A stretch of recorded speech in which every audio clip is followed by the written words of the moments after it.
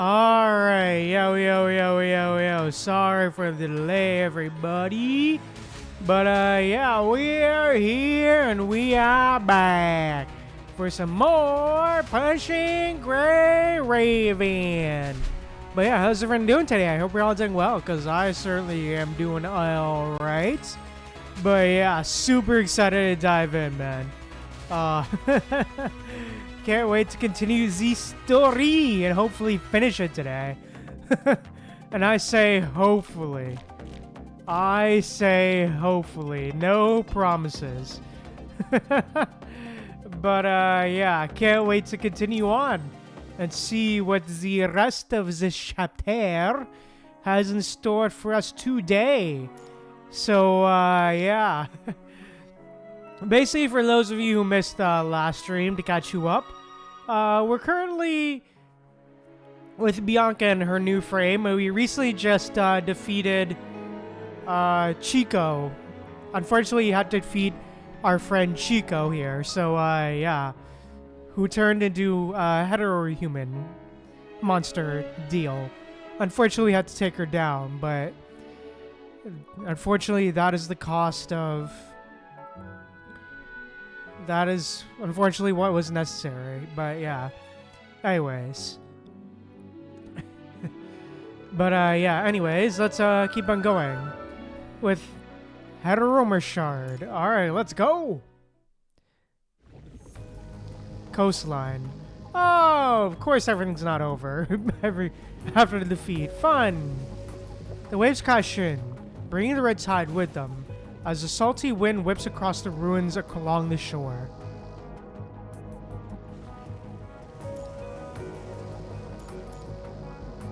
The howls of hetero creatures drown out the wind, and everyone along the coastline is scrambling. Oh, fun. We still got things under control. We're totally short-handed. Even with these refugees and a handful of folks from Scarlet Revelation, we're barely holding our own, transporting the mega weapons in the west sector. We certainly can't spare anyone for anything else. What about Dark Ares? They just got here to lend a hand. Lucia's back too, plus the other two Grey River members who just landed. Keep them busy. Dark Ares has already been dispatched to the east sector. A massive wave of hetero creatures suddenly appeared along the eastern coastline, almost instantly breaching the defense line there. Wait over there. Wait, over there. Clouds of dust roll across the edge of the beach as several transport vehicles roar toward the temporary camp at full speed. Hey, alright. Honestly, Babylonian's insignia. Who are you? It's me. Hey, Watanabe! The boy! The boy! A familiar figure leaps down from one of the transport vehicles. The Forsaken? This whole mess is a part of our oasis. I asked Lee about it, then reached out to Celica. The oasis might not have the state-of-the-art weapons, but we can pitch in with about 100 people. Where do you need them deployed? Watanabe holds out a joint operation notice signed by Nicola. Hey! Alright, grab the mech weapons. Send 60 people to back up the east sector, and the other 40 can hold the southern sea. The mega weapons can help keep the hetero creatures at bay on the surface for a bit. There are just so many of them. Karenina anxiously scans the perimeter. Oh, fun. On the sea surface, that Strikehawk and Teddy has been directing drones to scan the sea surface. Suddenly, snaps her head up. Hey, all right. Hey, let's go. Giga Chat Commander coming back. Let's go. A small boat slapped together from crude wooden planks. Parts of the water is like Moses dividing the Red Sea. Oh damn, Bible reference? Okay. Bianca stands at the bow of the small boat. Her cupsicle frame glowing with a luminous white light. Whatever the light touches, the red tide in the seawater pulls back. Hey, alright, let's go. It's Commander and Bianca. Commandant! Hey! So I was really hoping to see not just like totally wrecked. What a shame. Bruh. Of course.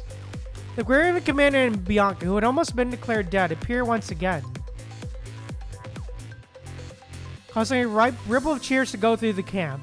But just as quickly as the celebration dies down, and everyone gets back to the never-ending fight. Hey, alright, let's go.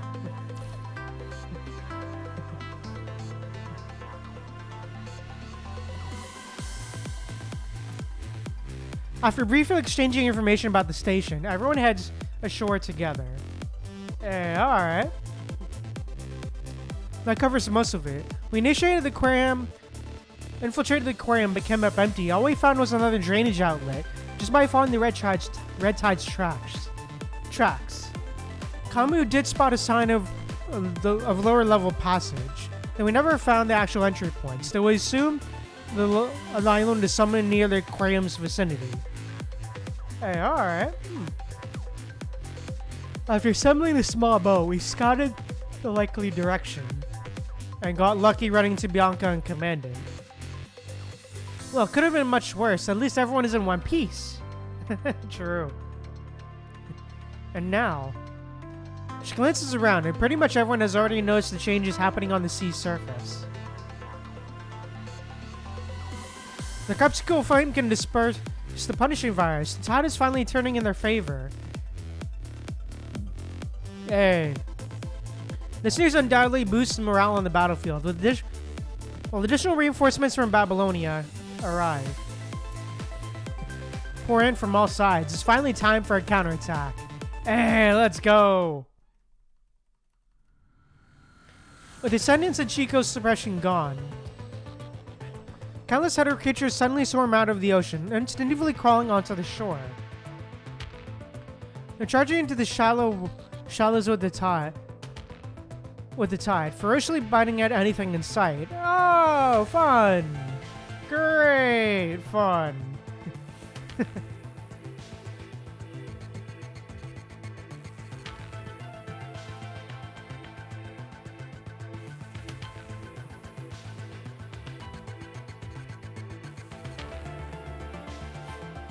Oh, fun. This isn't good. The construct already wounded can't dodge the incoming wave of hetero creatures. Then the lash blade, gleaming with a solemn light, pierces the creature. Hey, alright, let's go. Move back. Thank you. As the mech weapons hit peak operation, the red tide on the surface is temporarily reined in. The hetero creatures are slowly dwindling thanks to the soldiers' cleanup efforts. Alright. Strange, there should be more hetero creatures than this. Oh, fun. It's Chico. Chico, you mean Vice Captain Chico with the Purifying Force?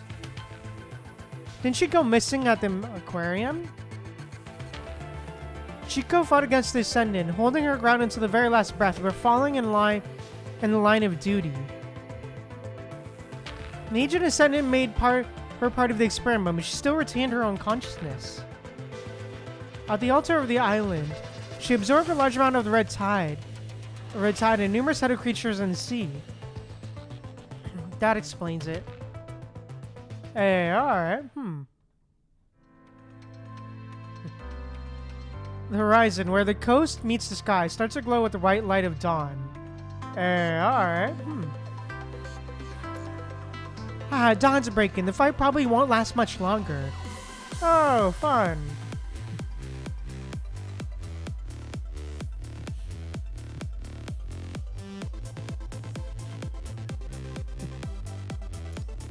Dawn's breaking. Bianca, you can't fight anymore. Astronauts said your frame can only keep fighting for about 5 hours. But the battlefield still needs me, Commandant. My frame's reversal ability can handle areas the mech weapons can't catch. Let me fight until the very last second before I power down. Really? Commandant. Bianca turns, her hand extending toward you as her smile flickers to life.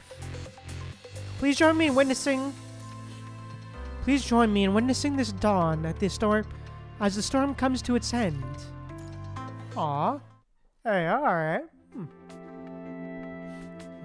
Science Council, Babylonia, 1 week later.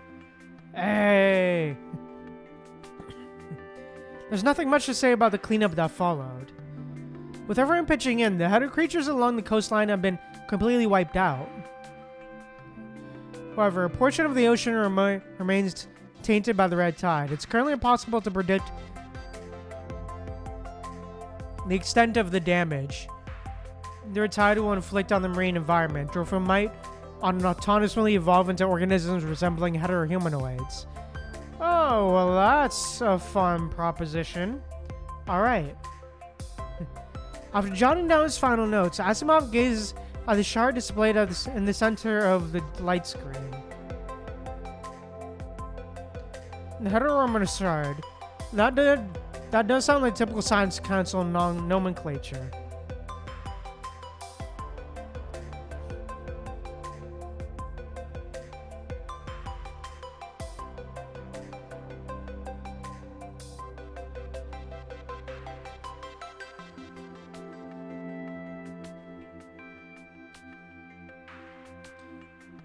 Alright, where is it now? At the Science Council. Want to take a look? Alright, maybe I can see more information from it.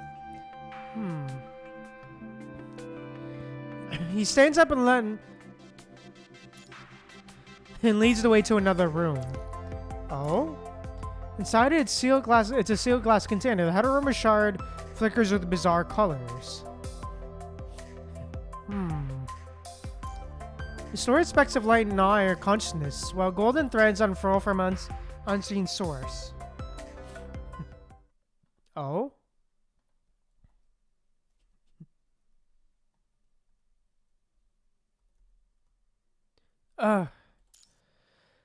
Your heavy heartbeats echo wearily, a dull drumming within the hollow of your chest. Oh, damn. That's not fun. Your consciousness is dragged into a river of nothingness, swallowed by the cold seawater. Oh, fun.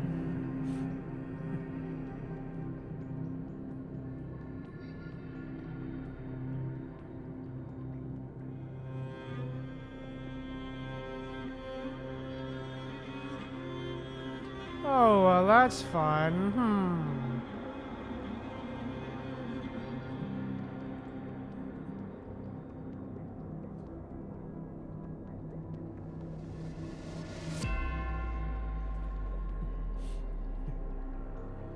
Bianca's lantern flickers into focus. She stands before you in her stigmata frame, an exact echo of the visions that have haunted you. Together, you and Lucia enter the aquarium with her. You rescue Grace from the Scarlet Revelation, and beyond. Then Bianca is separated from the group. She finds Chico and falls into the silence deep sea. Lethos isn't missing. Then he confronts Bianca, trying to buy more time for the heterohumanoid Chico to incubate, only to be slain by Bianca, and then the coastline becomes a slaughterhouse of the living and the dead. Blood, vital fluids, and the creeping red tides stain the waves of crimson. Oh, fun. Oh, yes. The witch slays the monster on the sea. Damn, this is... Every scene is almost identical to what you have already witnessed through your visions. It's like watching a director's cut of a film. I've seen the complete story of what if I had entered the aquarium with Bianca. The time prison alone couldn't explain this. Oh, fun. Yep. You look down on it all, and then the nothingness devours the seabed. Oh, yes. Here you are. The vibrant colors of stars pierce through the inky blackness.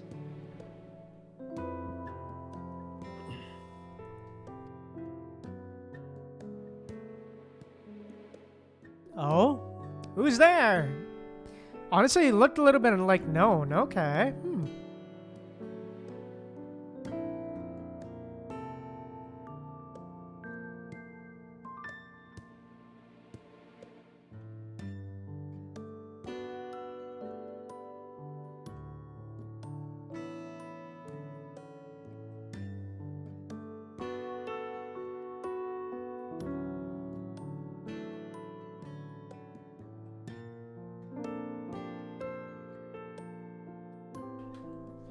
You.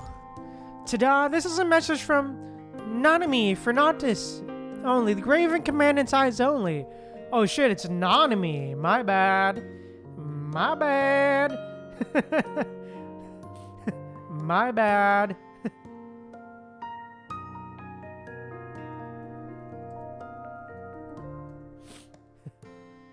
Nanami. Your eyelids feel like they're weighed with lead, granting you with only a blurry glimpse of the figure in front of you.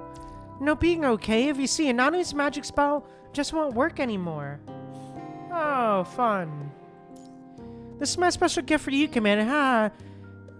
Though I might have bent the rules just a tiny bit.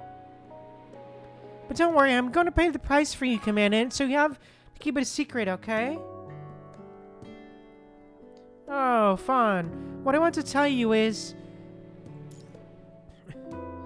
the answer is hidden within a secret only the Commandant knows. Oh, fun. Hey, you just might be buzzing with questions, Commandant, but Nanami can't spill the beans. This is just Nanami's shadow. The real Nanami is already happily soaring through the starry cosmos. Oh, fun. See you, Commandant. Suddenly star clusters and countless golden threads wrap around you. Oh, fun. Ugh.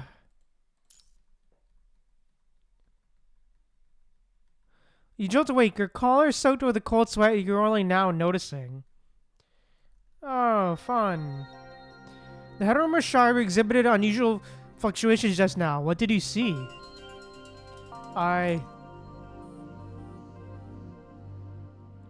The words are right there, on the tip of your tongue, but you can't just seem to get them out. All you can do is try to answer by asking your own questions.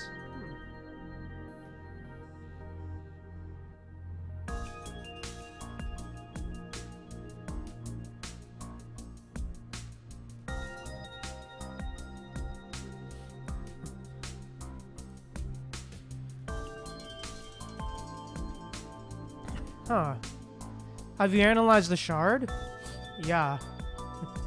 It appears to be a vessel, engineered purely for data transmission. However, its encryption protocol is incredibly complex, way beyond my current grasp.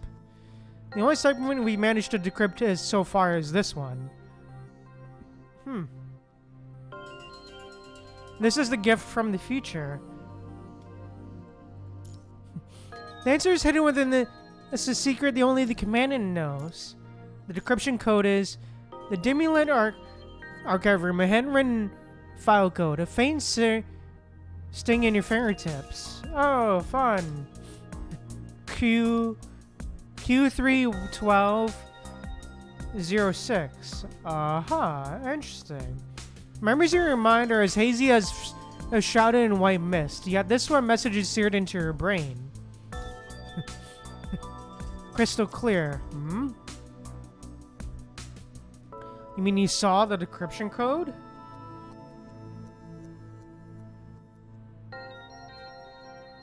Huh.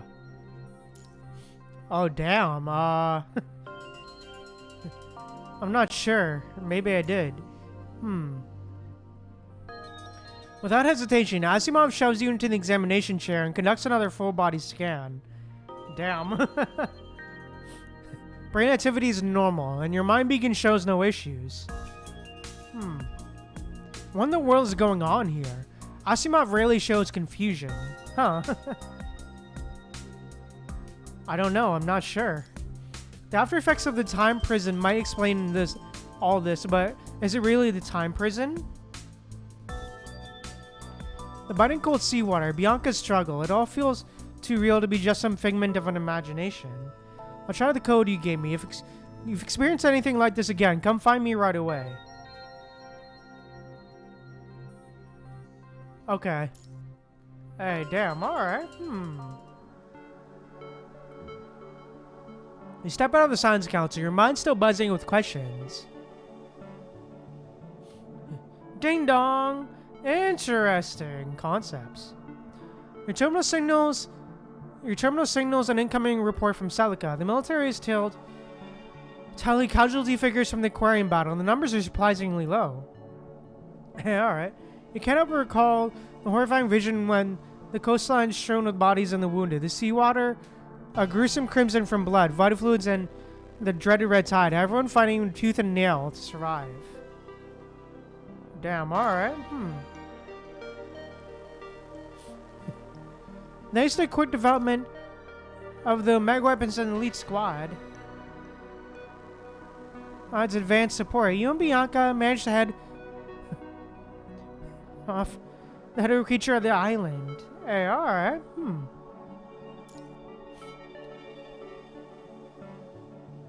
Casualties from the observation are way below the projected 40 to 50%.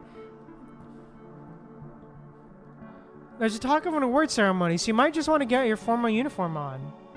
Damn.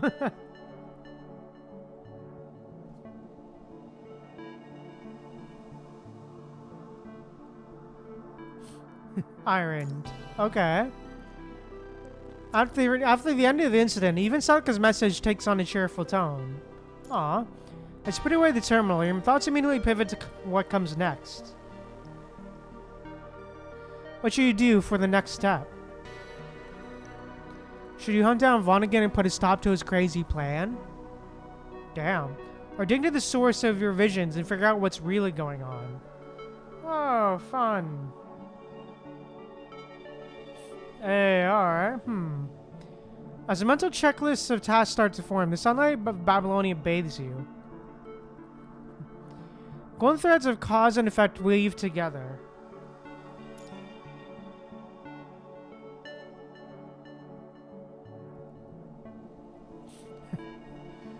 And converging to a new path right before you. Oh, fun. Interesting.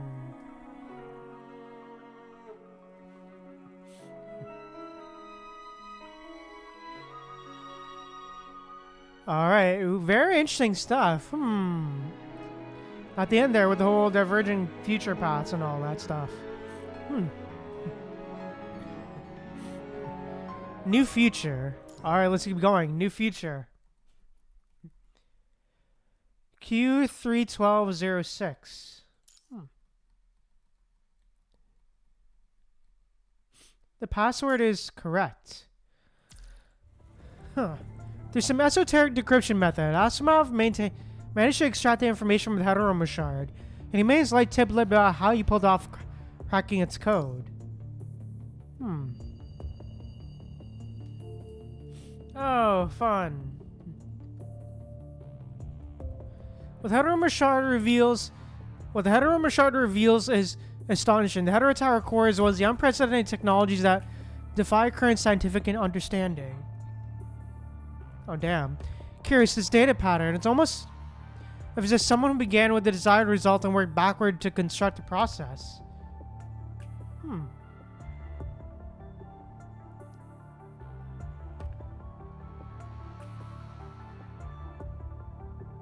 To construct the process.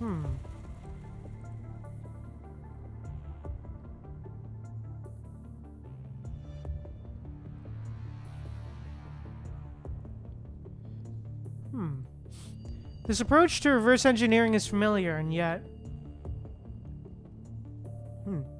In Science Council's confidential research lab, Asimov mutters to himself as he pores over the information pulled from the Hetero core.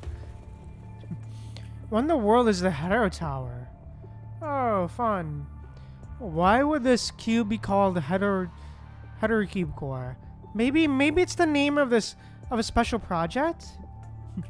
Never mind, there's no rush to code all of this right now. His gaze fixes on the Omega weapon before him. Oh, fun. I'm not sure why this document's approach to modifying the Omega weapon somewhat lines up with my earlier improvement ideas, but for what we need right now, this will do. Asimov proposes using the core technology to enhance the Omega weapon and integrate it with the central purification filter, creating a true safe zone. Technology is quickly validated, and the first batch of modified CPF cores is deployed to the surface. Hey, alright. Interesting. Hey, okay.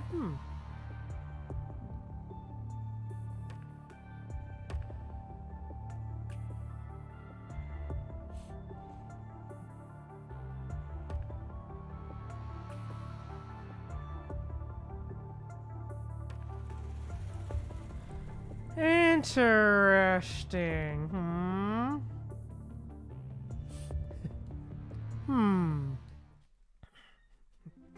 Hey, Bianca, Commandant? Hey, aw. Oh, sorry, I was zoning out. Ever since the aquarium incident, whether you have free time, you expectedly start thinking about those visions. We're about to reach the conservation area.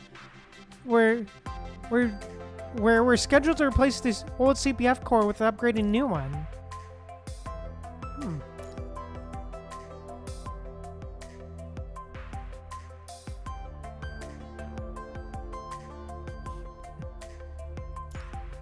In the distance, the pristine central purification filter sticks out above the horizon like a white dove. I never thought they'd send us down together to swap out the central purification core. Selka called this a relaxing mission. Honestly, I kind of enjoy this kind of mission.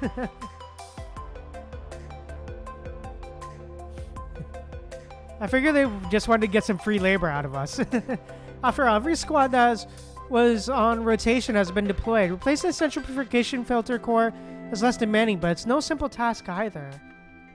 It's been a long time since I had a mission like this on the surface. Aww.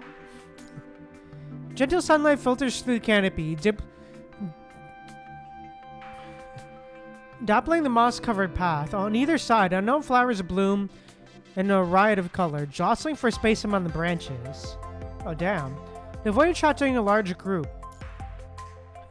of corrupted. The conservation area was established deep within the forest. Approaching from this direction, you have to leave your vehicle on the forest's edge to continue the rest of the journey on foot. Oh, fun. It's also been a while since we were out on the surface together. So this really is a nice mission. Aw. Bianca softly smiles, pushing aside a leafy branch that is in your way. Hey, how's her frame holding up, by the way? Are you talking about my frame's reliance on the Cub's external gear? Yeah.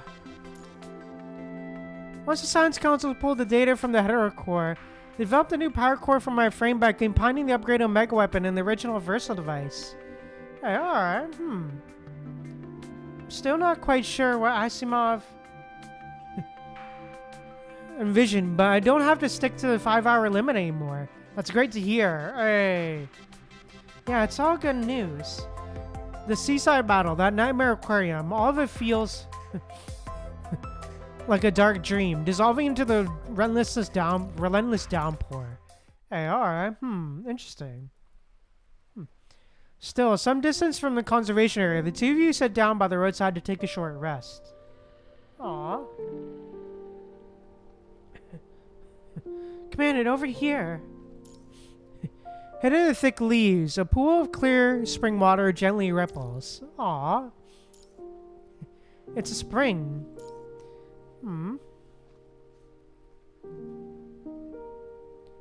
Bianca pushes aside the foliage. The spring mirrors her face, and still and serene as a windless sea. Aw, this is beautiful art, dude. Aw. You didn't get your headscarf fixed at the WGAA?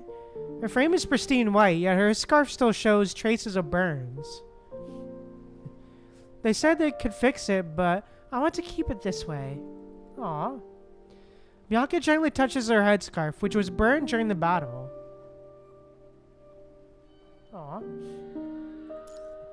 It's a reminder, you know, to never forget how I should face my true self. You seem different now. Zero Veritas Sigmata Crepuscule. You seem to have changed, yet somehow still the same. Aw.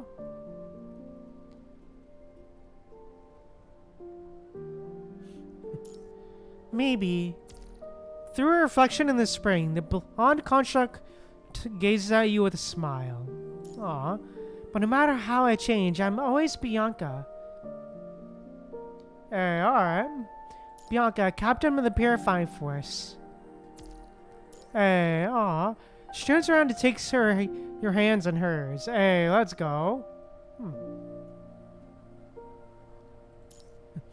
There's still some ground to cover. Let's keep moving, cover. Let's go. Keep moving, Commandant. Hey. Echoes Adrift end. Aw. Aw, what an ending, dude. Oh, shit. Oh, what a great ending, man. Oh, Vonnegut? Vonnegut sits on the couch, scrolling endlessly through his old terminal. The Hetero Tower. You can sense the Hetero Tower has ceased its growth entirely. And no, ceased growth isn't quite right. It's more like the concept itself has never existed in the universe.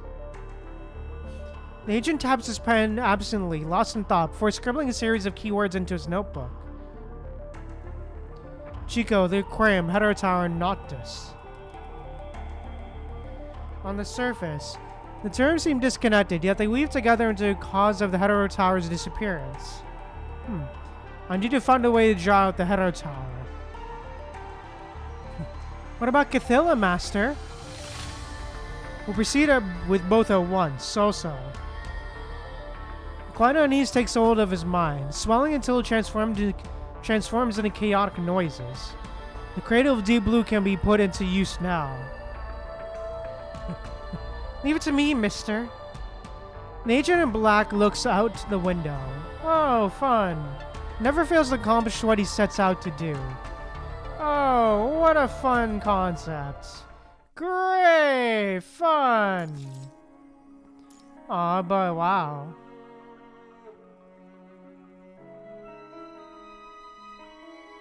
But damn, dude, wow. What an interesting ending there. That they're changing now, huh? Interesting.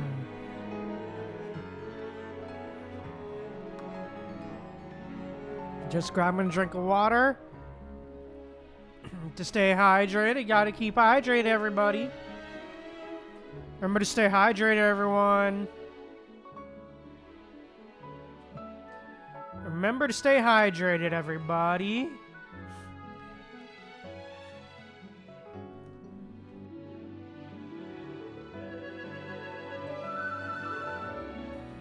All right.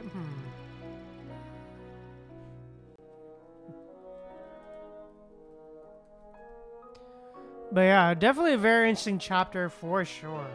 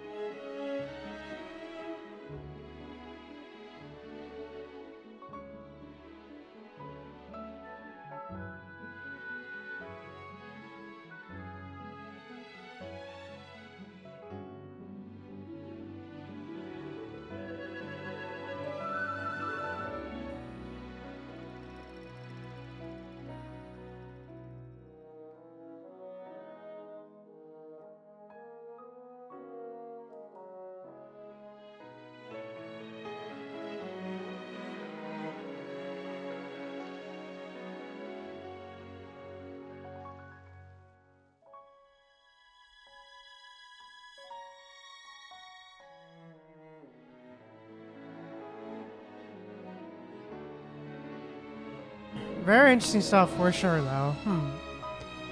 Custom movie. Okay. Interesting title. Today is just another ordinary day. Oh, fun. Morning sunlight streams into Bianca's bedroom. Phew.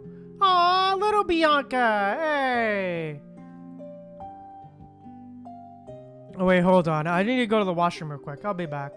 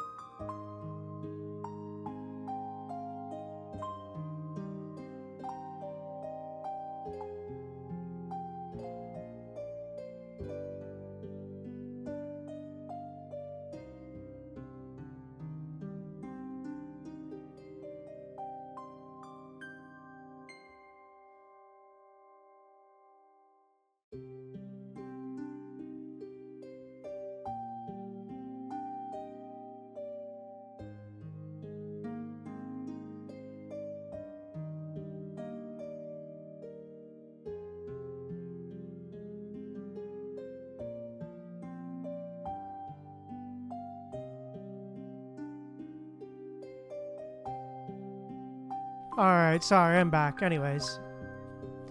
Oh shit, she furrows her brow, grappling with remnants of the dream, too intricate, too visceral, death, the fear of the ice grip of seawater, and...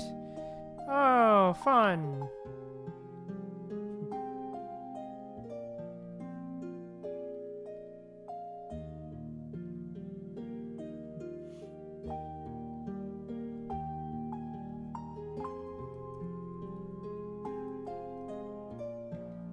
Oh, well that's fun dreams, for sure.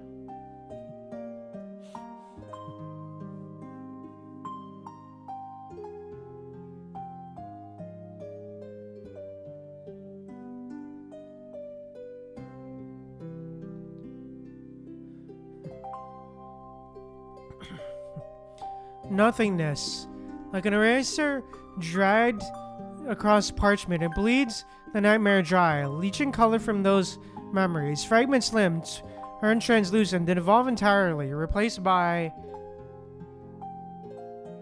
Oh, fun.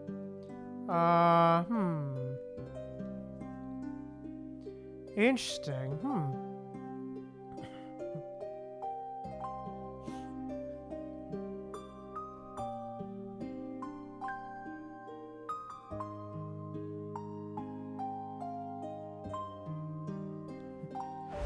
Bianca, did he sleep well last night? I dreamt about the school field trip last night. Aww. How cute, aww.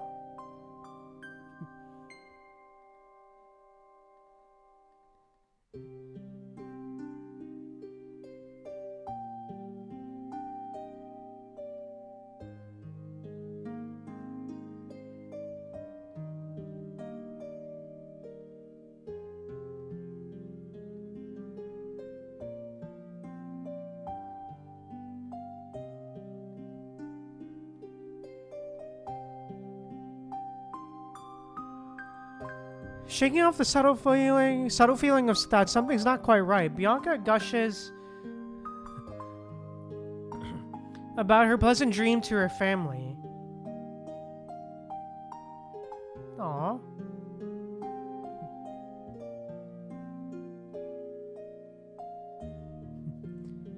In the dream, I went to the seaside with my teachers.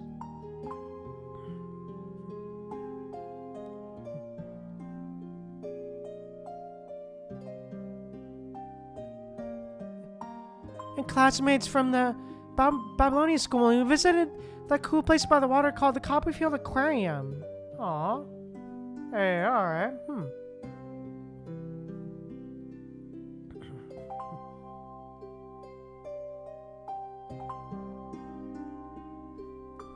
Alright, let's go. Aw.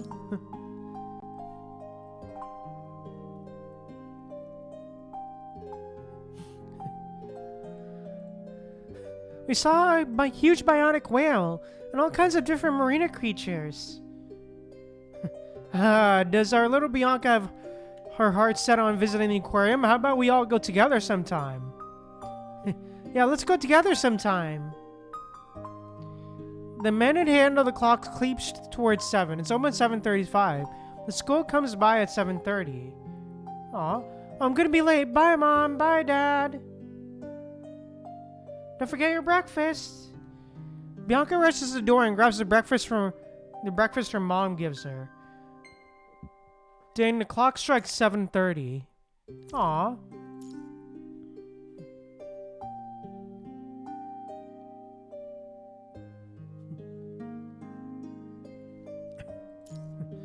Morning, sir. In the nick of time still?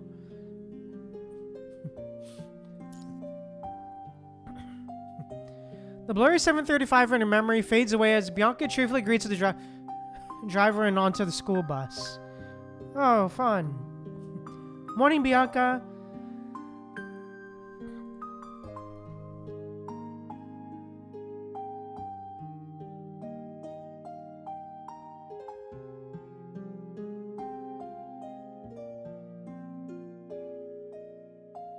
Blue-haired girl is already sitting in their usual spot, smiling as she greets Bianca. Morning, Chico. Did you get your homework done last night? Aw, they're childhood friends. Homework last night? The words hang in the air as Blanca's text papers start to materialize in her mind, a pen scratching fill in the empty spaces. Of course I did. That last problem was a real pain, though. It took me ages to finish it. Aw. Have you finished it? Did you use the method the teacher showed us yesterday?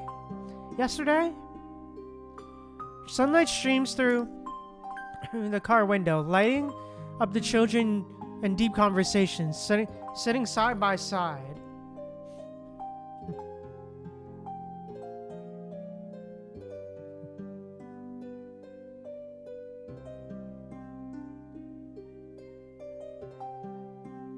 Aw.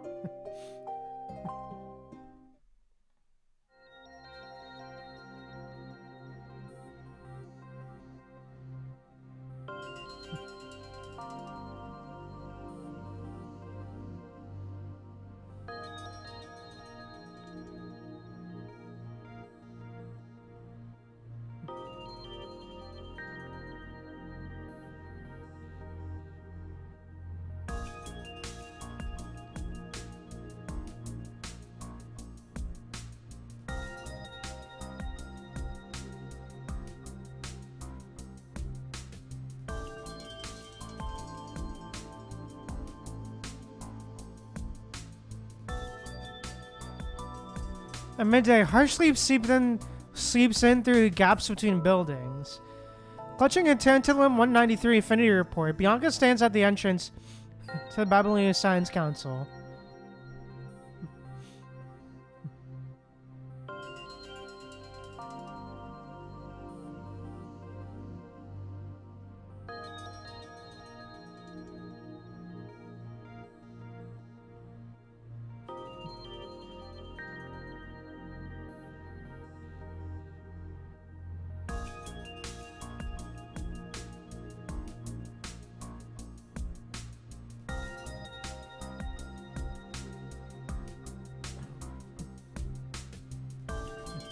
I've really thought this through. Are you absolutely sure you want to be modified into a construct?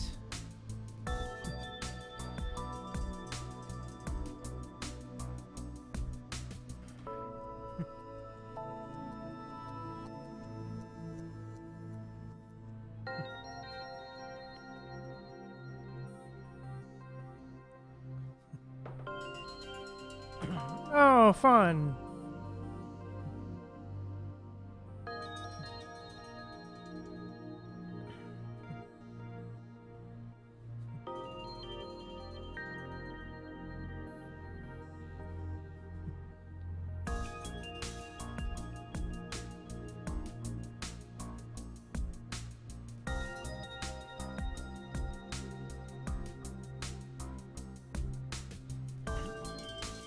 Yes, I'm set on it. Modification carries a risk of failure.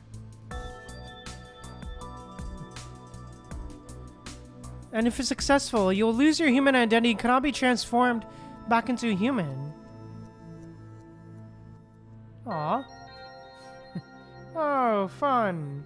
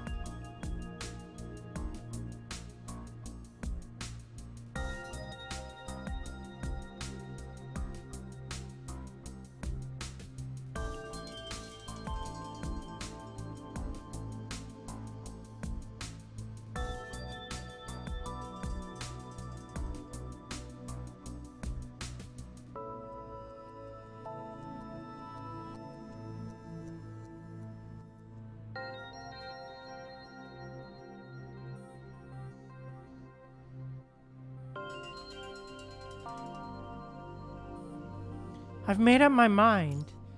Hey, fun.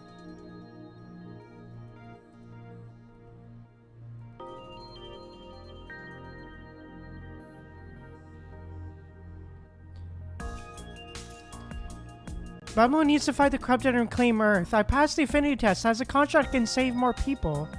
The staff member silently gives the document a stamp, and Bianca walks into the Science Council, affinity report in hand.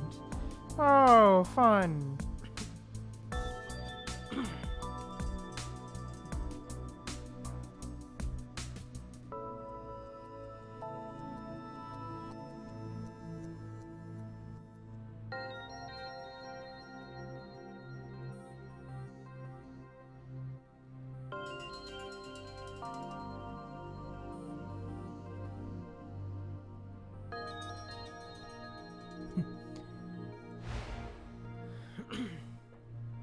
Yeah, alright. When she steps out of the building, she has already become a construct. Oh, fun. Nice. Under the midday sun, Chico stands in the shadow of the Science Council entrance. I've been waiting for you forever. Why did you go apply for the construct modification by yourself? Chico gives Bianca a stern look. Aw. Aren't you already a construct, though? Aw. Chico speechless for a moment. After a brief silence, she speaks again. I thought you could have picked a different path. Your grades are stellar. You could have gone to the Science Council or the Star of Life. This is my own choice too. I will do far more for Babylonia for this world, if that's what you want. Aw. You've picked your preference yet? Which force do you want to join? I haven't decided yet. The elite squads are on the front lines, taking Earth back, but I've heard the engineering and purifying forces have a lot of openings too.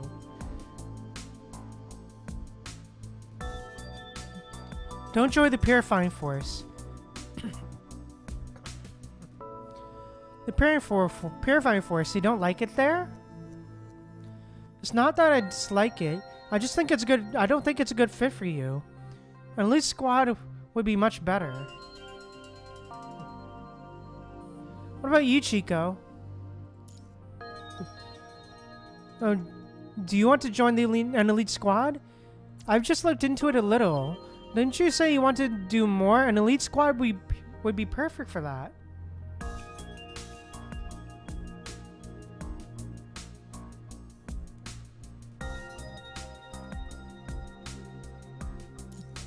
Though suppose they won't make decisions based only on preferences anyway. Anyway, I don't mind where I'm assigned. I just want to do my part for Babylonia. They vanished in the shadow-covered building.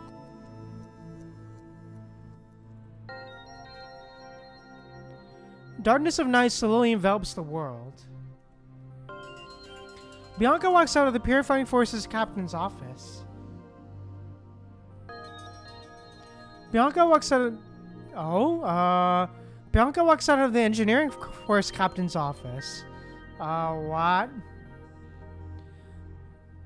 Bianca walks out of the engineering force captain's office. Okay, She gazes at the sign engineering force.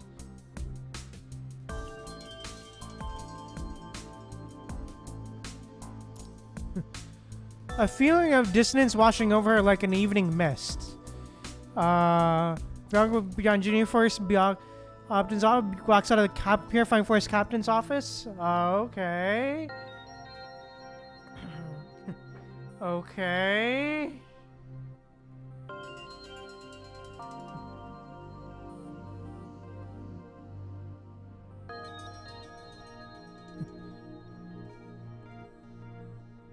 Oh, fun.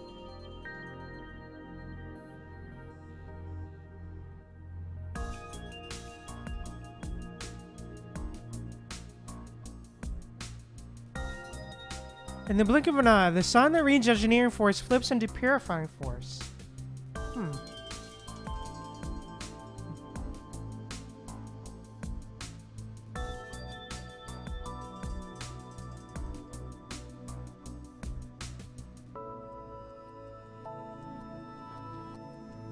In the blink of an eye, the sign reads engineering force and flips to purifying force.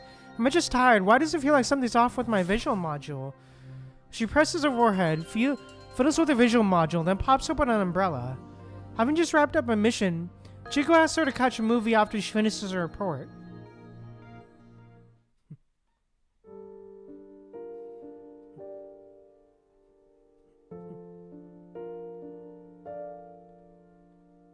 Bianca, over here.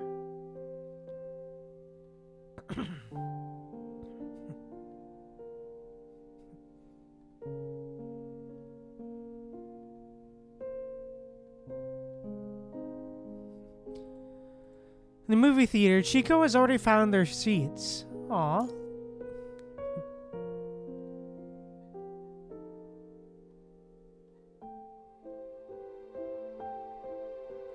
Oh, that's cool.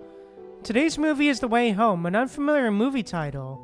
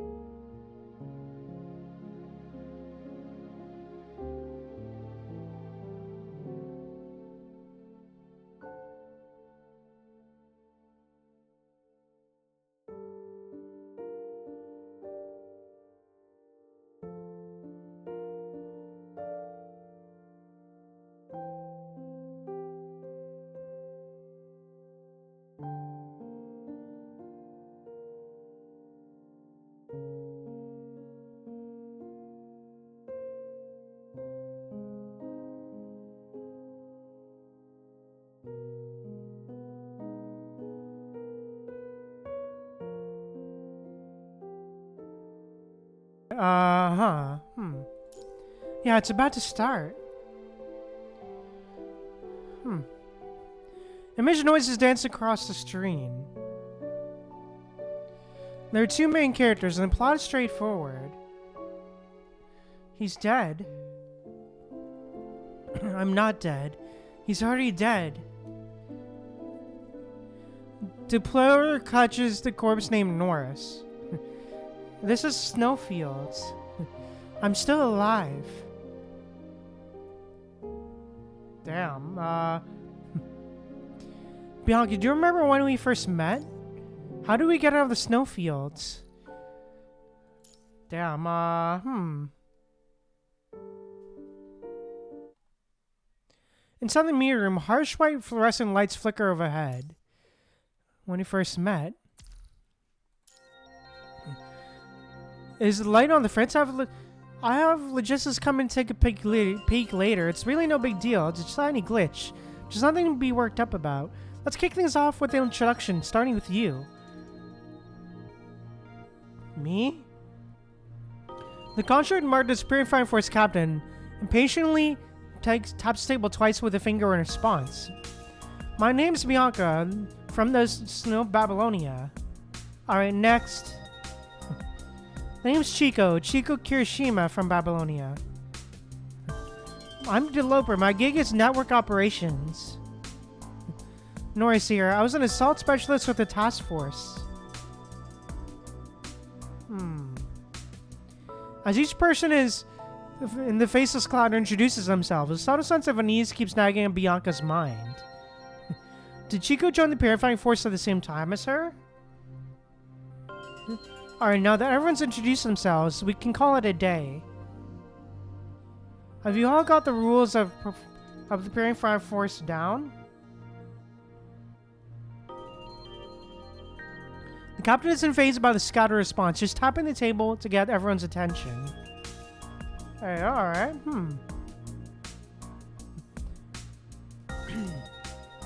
Remember the most crucial rule. Stay away from tropical fish because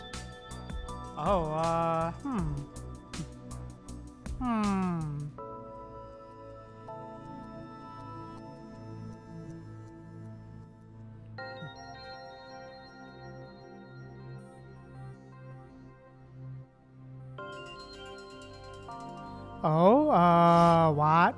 There are no tropical fish in the aquarium. Oh, fun!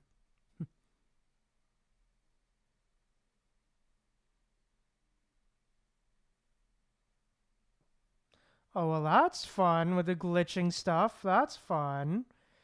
Oh, well, fun. The voice reverberates, echoing almost instantly in her mind. It's saying, who is it? A deafening roar up says, transport craft thunders to the ground. Oh,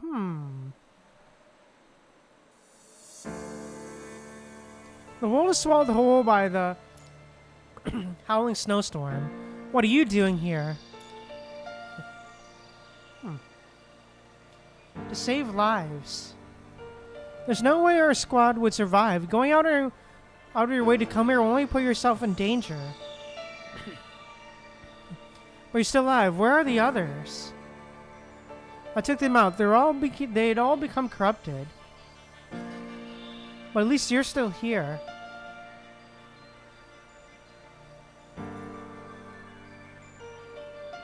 There are too many corrupted. Crawling around. What you're doing isn't smart at all. Bianca doesn't respond. Her focus entirely on treating Chico's wounds and with gel and bandages. Aww.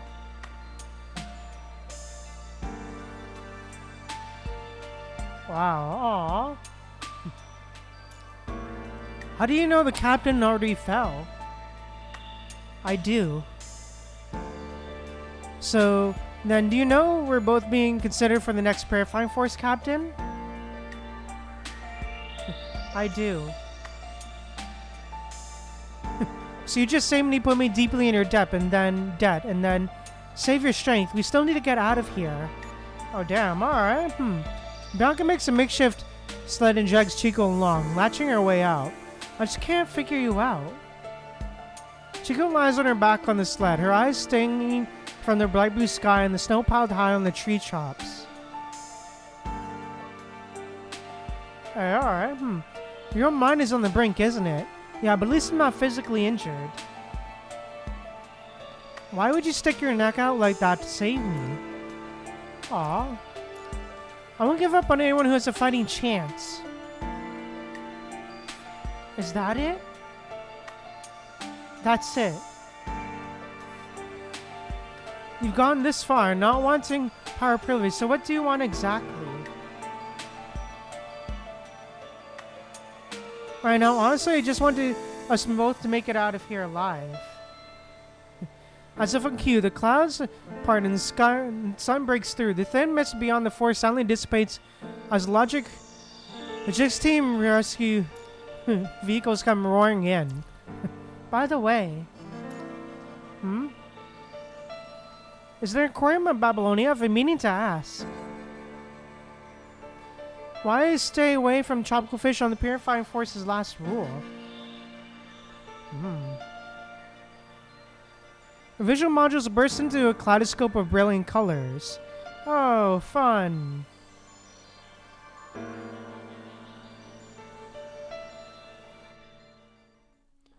Oh, Ooh, interesting. Okay, I'm actually curious. Wait, did I miss a dialogue? I feel like I did.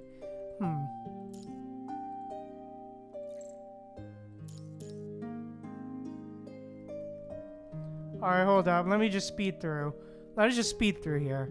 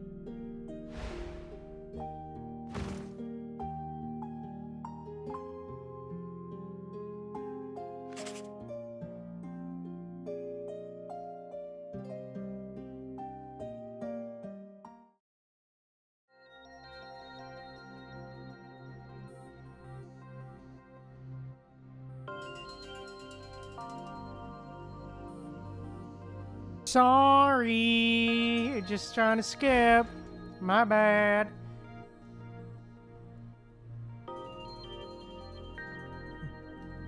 Skip, skip, skip, skip, skip. Skippity-doo-dah, skippity-doo.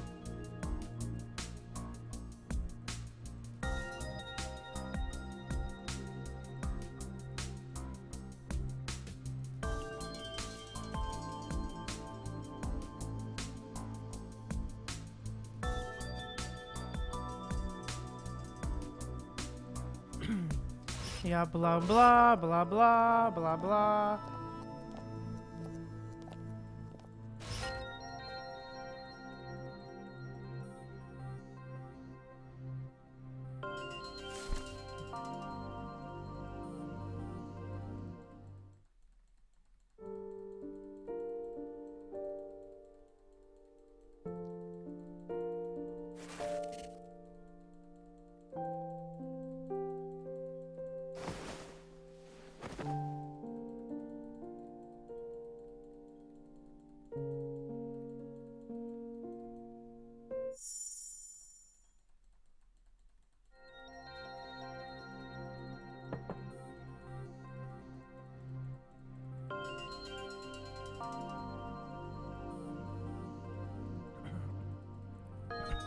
Yup, already been through this. Yup, yup, yup.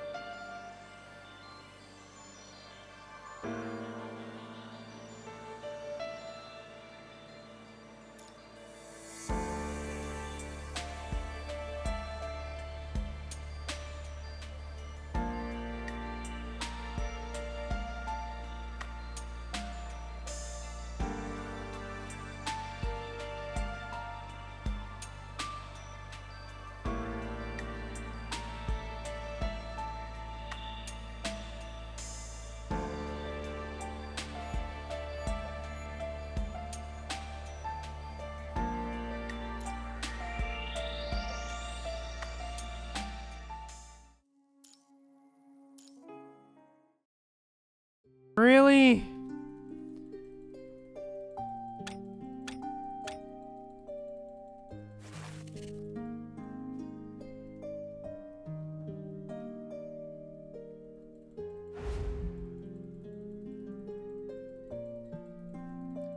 God damn it. I missed it again. Probably. Maybe.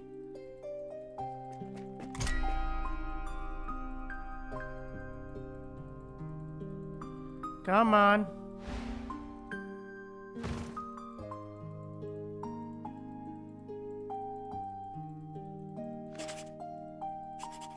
Come on.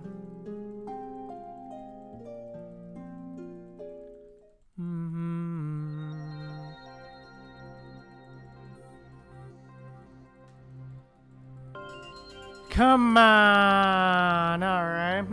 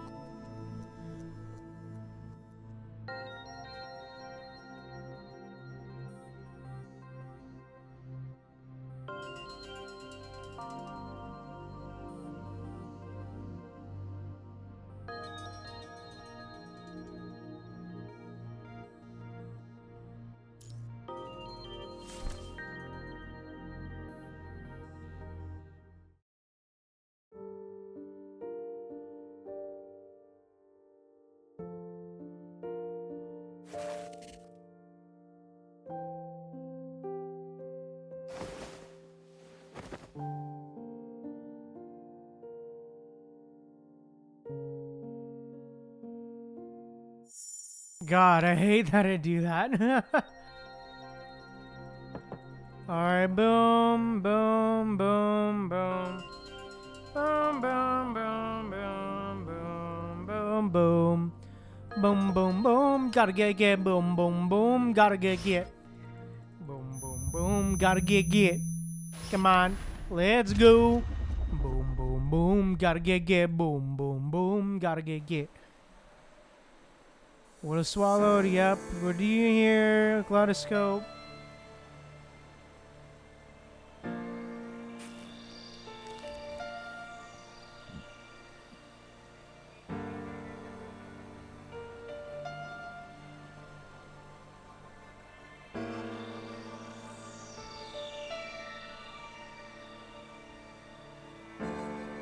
Well, I just wanna, I guess, both out of here alive, yep.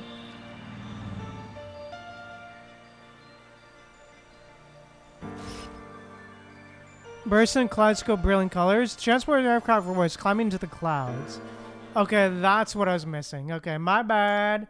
My bad. Alright, my bad. Anyways, let's keep going. This has been a great chapter so far, man. I'm really enjoying it.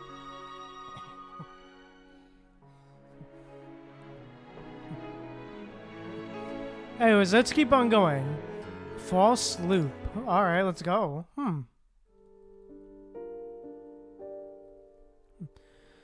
Inside the movie theater. Hey, stop dragging me by the leg. You're gonna break my leg. Corpses aren't supposed to talk. My leg, it's broken. But okay, it's okay. Developer hastily puts on Norse's leg back into place. Good news. We're gonna leave the snowfields. But how exactly did you die? Are you sure you want to grill a corpse like this? I don't remember a thing now. I recall meeting you in the snowfields. The junction where the snowfield meets the forest is just ahead. The outdoors flare about with exaggerated movements while the theater remains completely silent.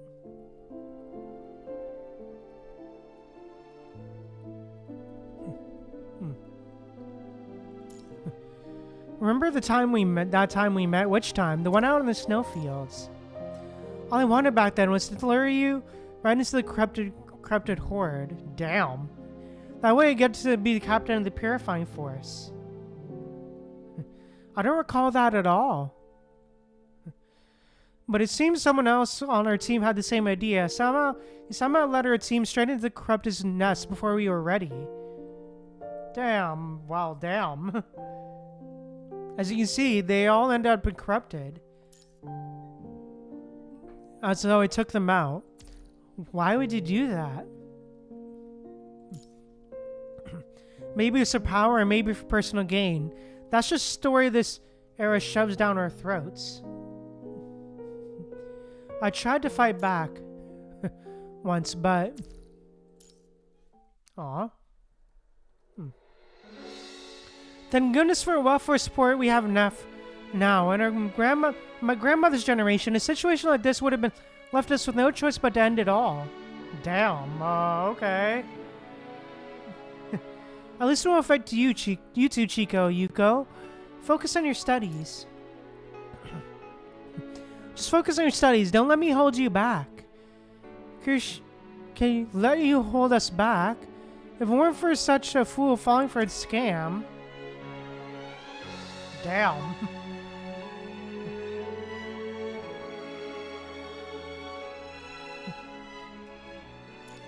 Stop it, Chico. Please, no more. Everyone makes mistakes. If only I'd been more careful that night, we might have had a chance to make things right. Damn. Your father will take care of me. Don't worry about it. Now, man, take care of you. Let's go to Grandma's, even if he's still angry that you married. Your grandmother passed away. Oh, damn. Well, rip. I'm sorry, never heard you mention any of this before. Chico's face remains hidden in darkness, her voice steady. Aw. Grandma's death, I thought it would be the end of that farce, but it turned out to be just the beginning. Aw. You've been secretly recording us? Fine. This might prove you didn't break that vase, but there's no recording of what happened last time. Don't you dare pinning that on my daughter, too. Damn. I'll pay you today and you can't leave. We don't want someone as sneaky as you in our home. I sent you your payslip to your terminal. After deducting compensation for damages, you still owe us 300. Don't forget to pay it. Yeah. There's some complications. He needed colostomy surgery. He will need to wear the bag for the rest of his life. Well, he's already past 50, so at least we won't have to bear it for too long. Damn. Oh, and try not to upset him. The old man has got quite a temper. That's actually why the last caregiver left. Hey, I said I didn't want this. What I ordered was what? I can't return a drink I've already finished? That's ridiculous. Bruh. Another glass gone missing? I'll have to dock her pay again. Ask the customer to return it? Are you kidding me? Who? Would ever set foot in her place again if we did that? Damn. Wow, rip. Half her life slips by, swept along by the tides of time. Aww. If I could become the captain, keep climbing up the ranks, and to get to the center of power, maybe I could put an end to this kind of life. Aww. That's probably what I thought back then. My life and experiences never really gave me much wiggle room for other choices, or rather, I never had a choice to begin with. Oh, damn. She can only drift like a withered leaf, swept along by the world's grand narrative into the fierce current rushing ahead. Then why did you end up giving up on completing your captain position? Why? Competing for the captain position. Why? Chico sighs. Her mind is calm as ever. She leans back, every muscle in her body letting go. Aw. Because it was pointless. This world is a bitter, tragic mess, overflowing with death, slaughter, and betrayal. If I were to take someone's position, wouldn't she be furious and wringing my neck the moment she found out? Damn. By common sense, isn't that how things like this usually go down? Chico straightens up and looks at Bianca. Aw. But she's charged through the snowfields to find me. Right when I was just sitting there, waiting to kick the bucket. I only did what I believe was right. You only did what you believe was right, but that's something I could never picture myself doing. After that, I suddenly really wanted to see how her ending would play out.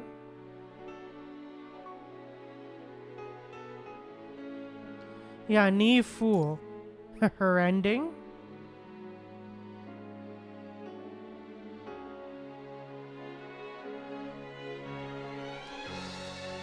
Her ending? Yeah. A knee fool. Some idiot trying to dig up the truth in this messed up world. Damn. What a statement. Jesus. Damn, okay.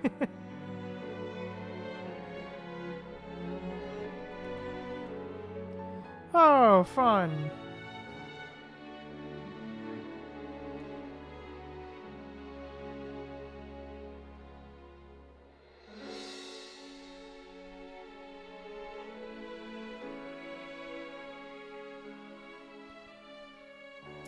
Wow, what kind of ending would she get? Oh wow, this is a deep conversation, man. Was she going to crash head first into reality until she's a bloody mess, or could she really live by her truth? Interesting, In the movie, Deloper discovers a normal rail car. Its tracks disappearing into the unknown. Aw.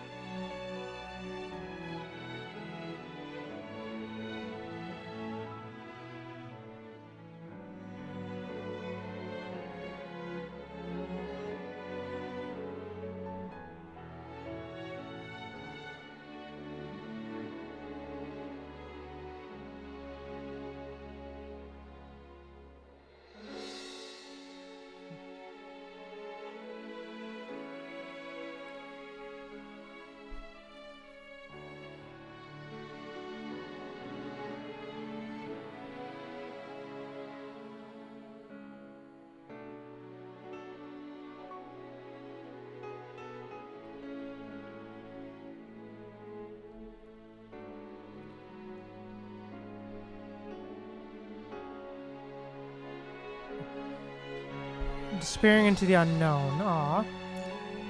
He drags Norris into the old railcar compartment. Wow. Oh? The railcar thunders past. Oh? Oh shit.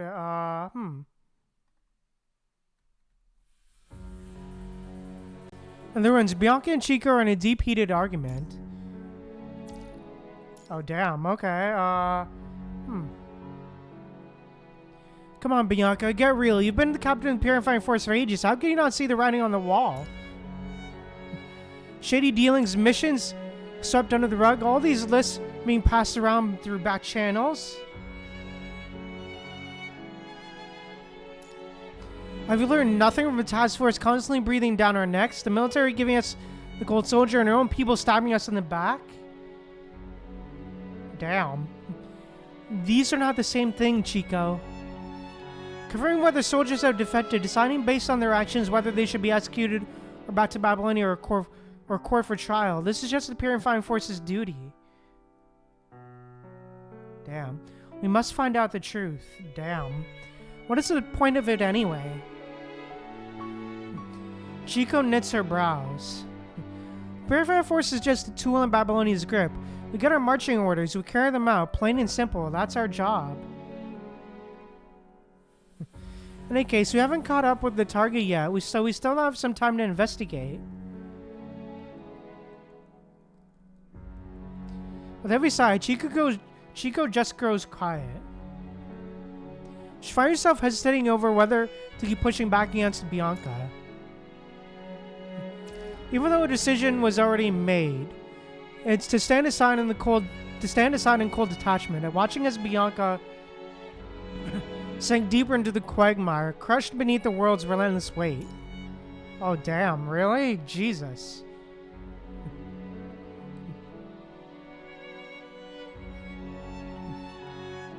Wow. They chase the defector across snowfields, battling the elements, driving onward day and night without rest. You seem to really know this place inside and out. Snowfield, it used to be my home. I was adopted by a kind father in the church. It was just over there, not far away. Aw. What about your family? The father was my only family. Aw. What happened after that? He was killed by me.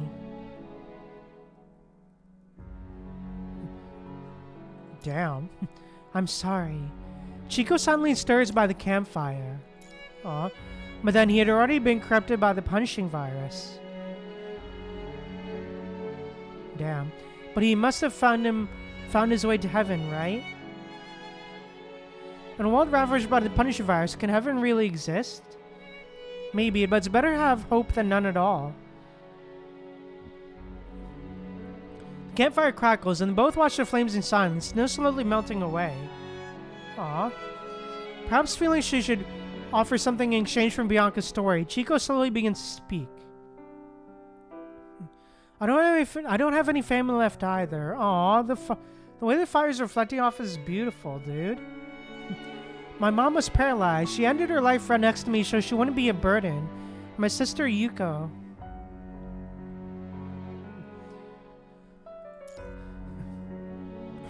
The firelight dances in her eyes. Those memories are so hazy for me now.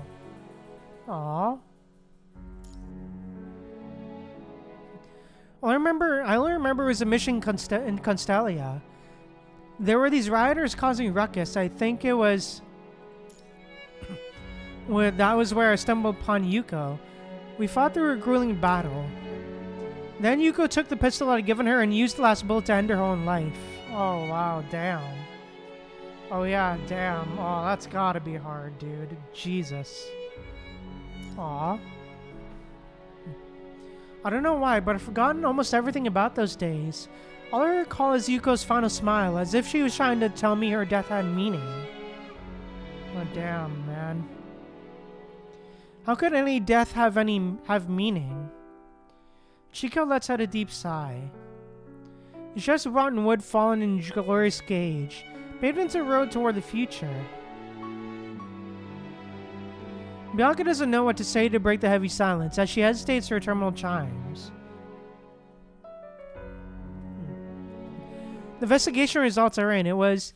Deloper was corrupted. His mind deviated and he killed Norris. Damn. Let's go. She gets to her feet, brushing off the snow off her clothes. Aw. This is due to the purifying force. To raise our weapons against the once comrades. It is also protect those still alive. Aww.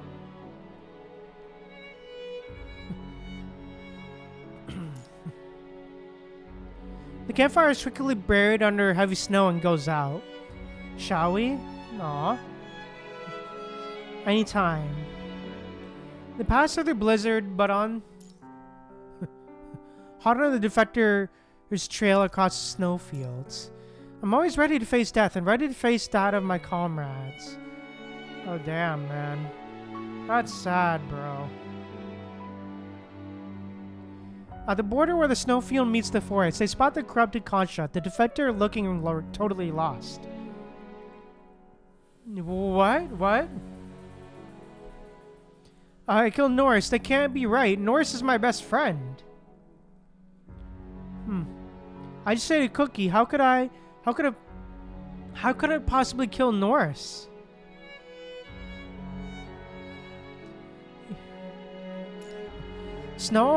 The heavy snow falls silently. You're Deloper, and you're also accused of killing the construct named Norris. Damn. Do you have anything to say for yourself? I only ate a cookie. I didn't kill Norris. It's mind deviation caused by the punishing corruption. What else do you have to say? And also... What? Stay away from the aquarium, tropical fish. Oh, damn. There are no tropical fish in the aquarium.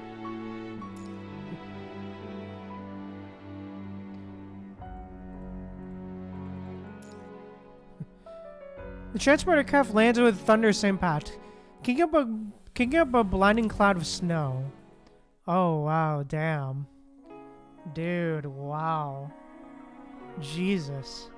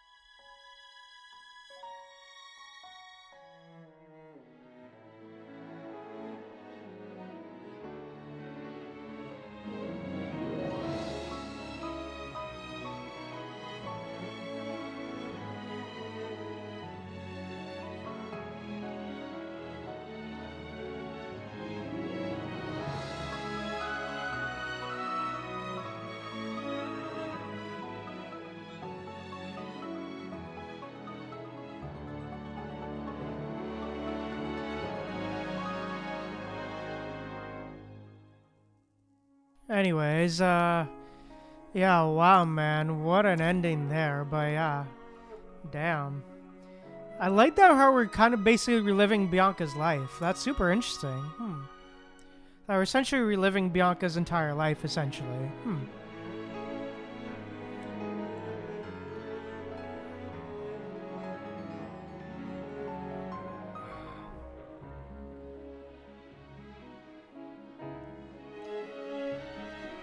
Bianca's story. Anyways, let's keep going. Bianca's story. Inside the movie theater. They all say I killed you. Did you or did you not?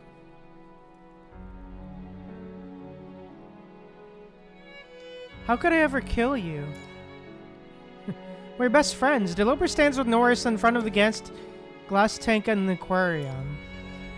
A gang of rabbits is gathered at the aquarium, bouncing around as they check out the tropical fish cooped up behind the glass. But I am dead. Yes, you are dead. So I was the one who killed you. Was I supposed to kill you, or were you supposed to kill me? Beats me, I'm just a corpse. Damn. But on the screen, Deloper keeps rambling on as Chico turns to look at Bianca beside her. Aww. Bianca. How can you keep her cool through all of this? Chico? The question is so abrupt, Bianca's at a loss on how to respond. Why, even with the punishing force, purifying force, you can still hold on to your humanity and hope for this world. After everything, after being hardly given any love, after being branded a witch, how can you still face this world with such kindness? Damn. I'm sorry, but I honestly don't know how to answer any of your questions. Damn. Bianca lowers her gaze. I suffered too. They called me a witch, drove me out of town, convinced me I bring them misfortune, that I killed their loved ones in the dead of night. Aw. I tried to prove them wrong. I joined Daedalus. I told myself we were protecting the city, its people, but when I was called a witch, I truly did protect the church and city. But after joining Daedalus and living the justified way, I ended up hurting more innocent people than I ever meant to. Damn. As first, she too was just going with the flow, stumbling forward in a desperate dash. Damn. When she suddenly glanced back, she noticed... she realized she had made even more mistakes down this path. Aww. I bear my share of sins, but still, I want to reach for redemption more and more. So I want to reach for redemption more than anything, even if the path ahead leads only to ruin. She's made up her mind to pay for her sins. Damn.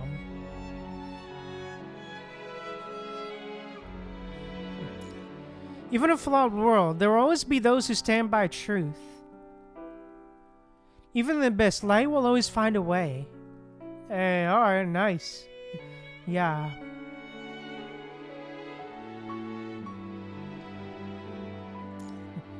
You never really got to choose. No, I did have a choice. It's my choice to enter Babylonia and serve the purifying force. Damn. Looking back, I think this is the most right choice I've ever made. Aw.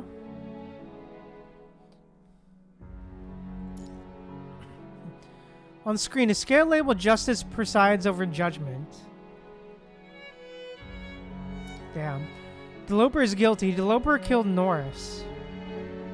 Surrounded by watchful tropical fish in the aquarium, Deloper and Norris take their final bow. Damn. Do you like this ending, Bianca? The blonde construct wants to say something, but her increasingly unstable condition leaves her momentarily tongue-tied. Oh, wow. Whether you like it or not, this is already drawing to a close. Aw. If you were to be the writer, what kind of story would you create? Neither tragedy nor comedy, but a story that belongs to only you, only to Bianca. My story. Yeah, Chico's story is coming to an end, but Bianca's story is still unfolding. Chico's voice drifts in and out, and Bianca strangely caps the words. Yet her attention keeps getting pulled into the pitter-patter of raindrops. Aw, damn.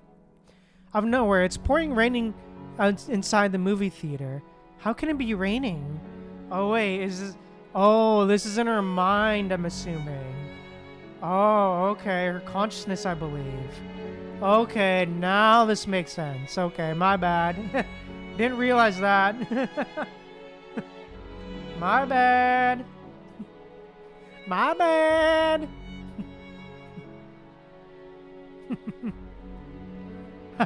My bad.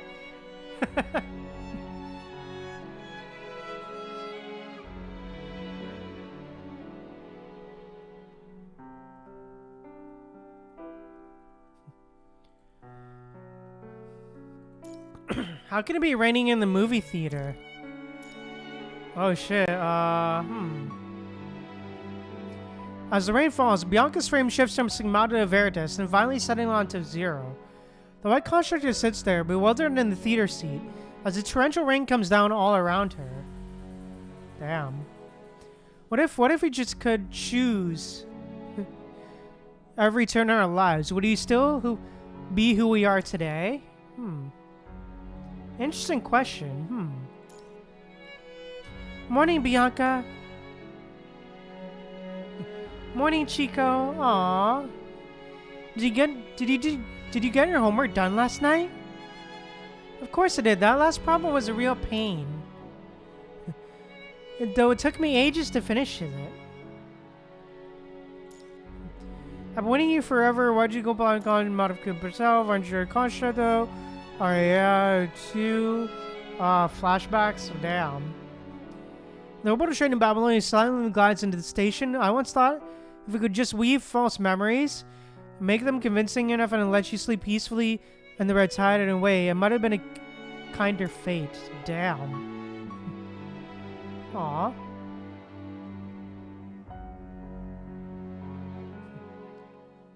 Growing up in Babylonia with a loving family and surrounded by friends, you could take your time. Eventually joining the Science Council or the Star of Life. Aw. But you still chose to become a construct. I tried to steer you away from the purifying force. Hope you join the engineering force of the task force. Instead, somewhere you might have found the bonds you've longed for. Oh, wow. But you still chose the purifying force. Oh, so they're fake memories. Damn. That's just who you are.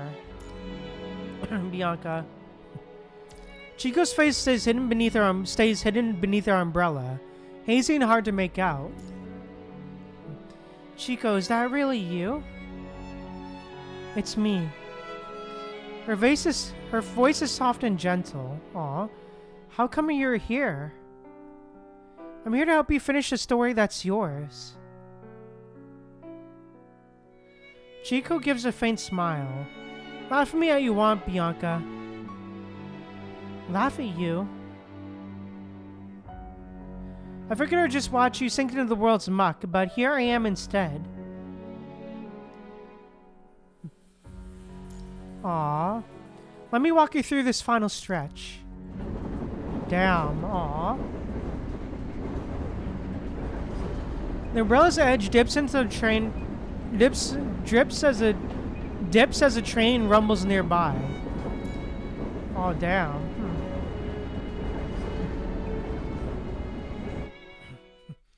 Aw. It's been raining around the platform recently. Please mind your step. Welcome to Copperfield Aquarium. The broadcast plays smoothly, delivering the welcome message along with a notice that seems oddly out of place. Rain starts falling out of nowhere within the enclosed space. Everything before her blurs into downpour.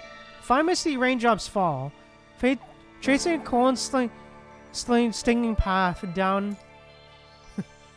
Bianca's skin. Oh, damn. Aw. Wow. I'm sorry, Bianca.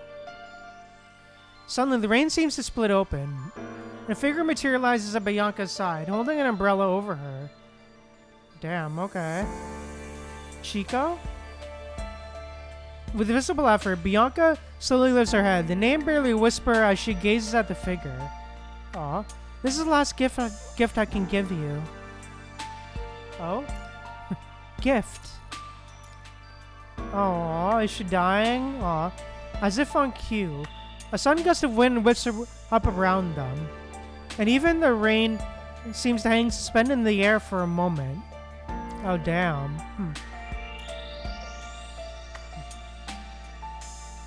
A train glides to a stop at the platform. Bianca turns a bewildered gaze towards it. Damn, what is that? She squints, trying to make out the scene, but no matter how hard she strains, it remains a blur. Damn.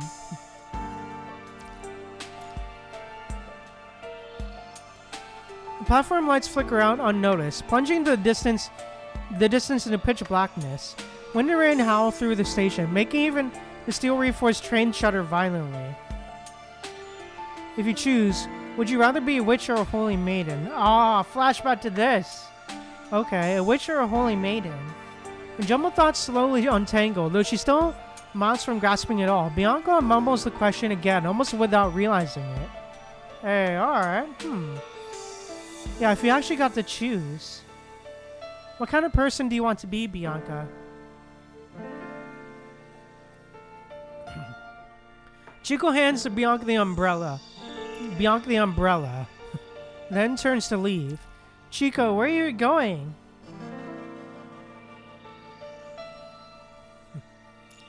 Me, I'll be staying right here. Chico turns around and Bianca finally sees her clearly. She's standing dead center on the platform, while the rain collects at her feet, turning into a blinding deep crimson. Aw, this is my final stop, Bianca. But you've got to go. You need to get out of this place. Whatever you choose, becoming a witch or a holy maiden, it's all good. Honk. Damn. Train lets out a timely whistle. As light overflows from its body, an engine roars to life. No, wait, Chico, wait! Bianca seems to have snapped back to reality, yet she's still drowning in chaos. Oh, fun. She shouts out, her mouth wide open. She tries to run toward Chico, but then she just steps into the current of rain, her body no longer responding to her will. Damn. Go, Bianca. Bianca. Blinding light flashes from the horizon, and Bianca's eyes snap shut. Oh, damn. Bianca, wake up! Hey, flashback to this. Now we're back here. Okay, interesting. So that's what she was like. Oh, so this is basically what happened when she was switching over to the Crepuscle frame. Okay. The rain suddenly surges onto the platform, swallowing the station whole. The scarlet crystals let out a mournful cry before disappearing behind the curtain of rain. Damn. Oh, ayo, okay. Oh, dude, that's great. Okay, cool. Alright, interesting. Alright, But yeah, that's interesting that it was basically her just reliving all of that, essentially, when she was switching over to Crepuscle. But yeah, very, very interesting stuff, for sure. But yeah. But yeah, we're almost done, damn. Damn, seems like we're almost done. Damn. Hey, we actually might get this done today. Let's go. Let's freaking go. Alright.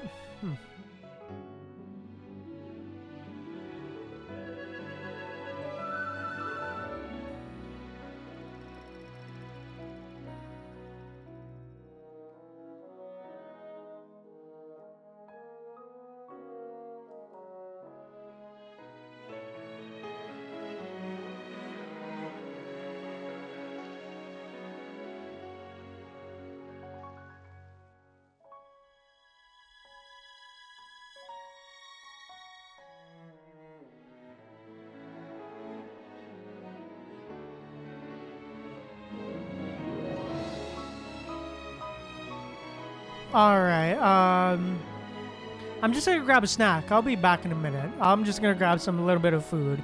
So I'll be back in a minute.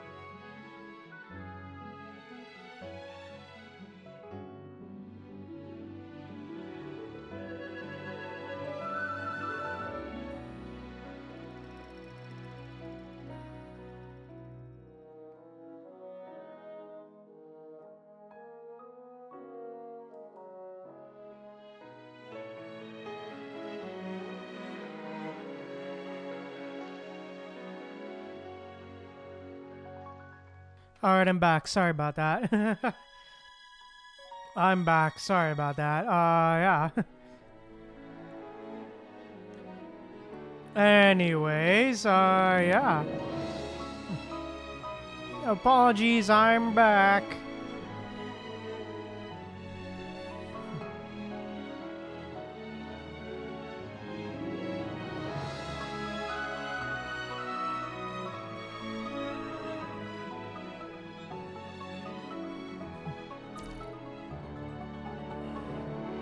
Oh, we're back here. Okay, cool. Okay, interesting. All right. Did not notice that. Okay. Anyways, yeah, let's keep going. All right, Faith. All right, let's go. Outside the tent, the rain is coming down in sheets, starting to rip every plant from the mountainside and wash away all the soil. Oh, fun. The followers of the Scarlet Revelation are huddled inside the tent, watching the deluge with growing anxiety. Oh? How can the rain be this heavy? Worriedly, Grace needs the linen pouch with pebbles and silently asks, when will the rain stop? After a moment's deliberation, she pulls out the first pebble her fingers touch. It's a wooden rune representing the letter H. Hail. Delay, restriction, termination. This isn't actually a stellar divination result. When you're powerless to change circumstances, all you can do is put your faith and belief. Even though Grace was initially good at divination, she's really gotten the hang of it over time. Damn, God, please guide us. The supplies are running low, and the seeds which is planted here have been completely washed away by the rain. God, please guide us and show us the way forward. Grace closes her eyes and murmurs a prayer for a moment before picking up the linen pouch again. After a quick shake, she lays the bag flat on the table and draws out another rune. This time, it's a rune carved out of a stone. In a world like this, she's simply out of luck when it comes to getting a complete set of matching stone or wooden divination tools. Oh, fun. It represents the letter N. Restriction, necessary peril. Alright, damn. Grace knits her eyebrows together as she gathers up all the rune pebbles. Lady Relationist, has God granted us new orders? Noticing Grace tucking away her runes, the followers swarm her, desperate for the reassurance they crave. The rain will let up soon, and they will definitely make it through this. Hey, alright. Look at their dawn. Look at their drawn, hungry faces. Grace steels herself and trots out her usual speech again. God says we must endure. Our current hardships are a test, and afterward, we will surely overcome these difficulties. Damn, alright.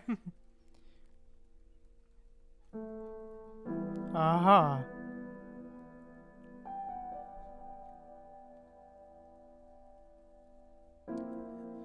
Sure. Yeah, alright, sure. 1 pack of rations, 2 packs, 2.5 packs, 2.7 packs. God says as long as we endure through this time. 4 cans, 4.5, 4.8 cans. Smoker. Oh, Lady Revelationist. Do you need something? The middle-aged man hustles back inside from the downpour. It's makeshift, tarp dramatic, practically drenched. Do you seriously need to be counting cans right now? And how in the world do you end up with 4.8 cans? Damn. True. Whoa, I didn't sneak any for myself. That half a can was from when little Owen got sick, and I mixed it with rations to make him some porridge. The other 0.3 can, that was 2 days ago, when Zoe is at death's door. with mild punishing virus infection. His voice catches as he blows his nose loudly. Damn. Alright, His voice catches... She was on her way out, but he told me to make her comfortable, so I gave her 2/3 of a can. Damn. Is this really all we have left? Damn, bro. Yeah, that's all. And we got them last month by waiting in line for relief aid outside of the conservation area we passed by. By now, who knows when those conservation areas hand out supplies out again. They probably don't have enough to go around for themselves. Grace sighs again, having lost count of how many times she's done so today. When will the rain stop? Aw. Outside the tent, a few devotees huddle close. Mumbling passages from the Scarlet Revelation doctrines scrawled on tattered paper. They skip right over the chapters on catastrophe and curse, instead of murmuring about confession, supplication, and redemption over and over. I have nothing left to rely on, nothing left to ask for, as long as I can find salvation. Oh God, I praise your holy name, prostrate at your feet. God shall create paradise. God shall grant eternal life through the red tide. Thunder crashes overhead. Oh, fun. What a goddamn disaster. How can it be raining this heavily? Oh, her. Oh, okay. Long-haired construct continues loud cursing, tossing her makeshift rain poncho carelessly onto the ground. Hey, alright. The followers inside the tent grumble underneath the breath, careful not to let the long-haired woman hear them. Damn. Lulu, you're back. How's the hall?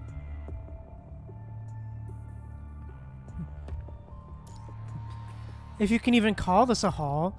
Shruffy tosses a rain-soaked package onto the ground beside Grace. The package spills open, revealing just 2 rolls of bandages, an unopened can of fruit, a bag of fruit that looks like it's been stored since the dawn of time, and a measly handful of rice grains. Here's the fruit of your divination. Long-haired woman takes a deep breath, clearly biting back the string of curses.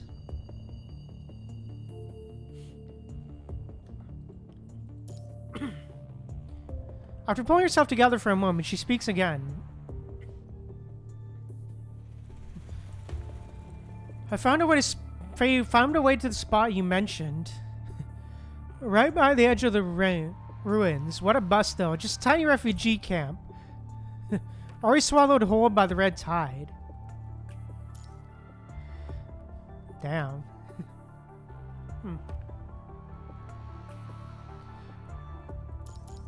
Seriously, waded through hell and high water, battling corrupt and those nasty clinging hetero creatures, just to drag this pathetic haul. And your divination didn't exactly clue us in on the downpour, did it? My gun nearly got jammed because of it.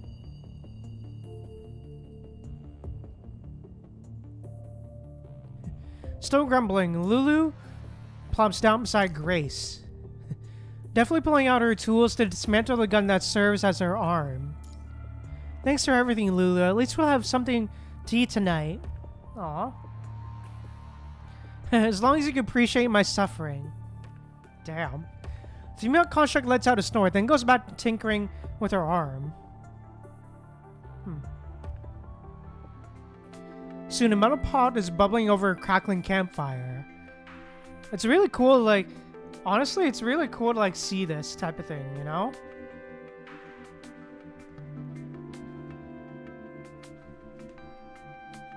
Like, to see, like, there's, like, you know, this whole Scarlet Revelation, you know, and all that stuff. To see more there behind the scenes, you know?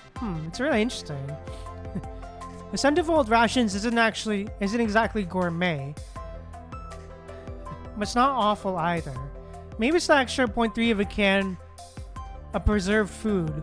Whatever the reason, everyone seems unusually stoked for dinner tonight.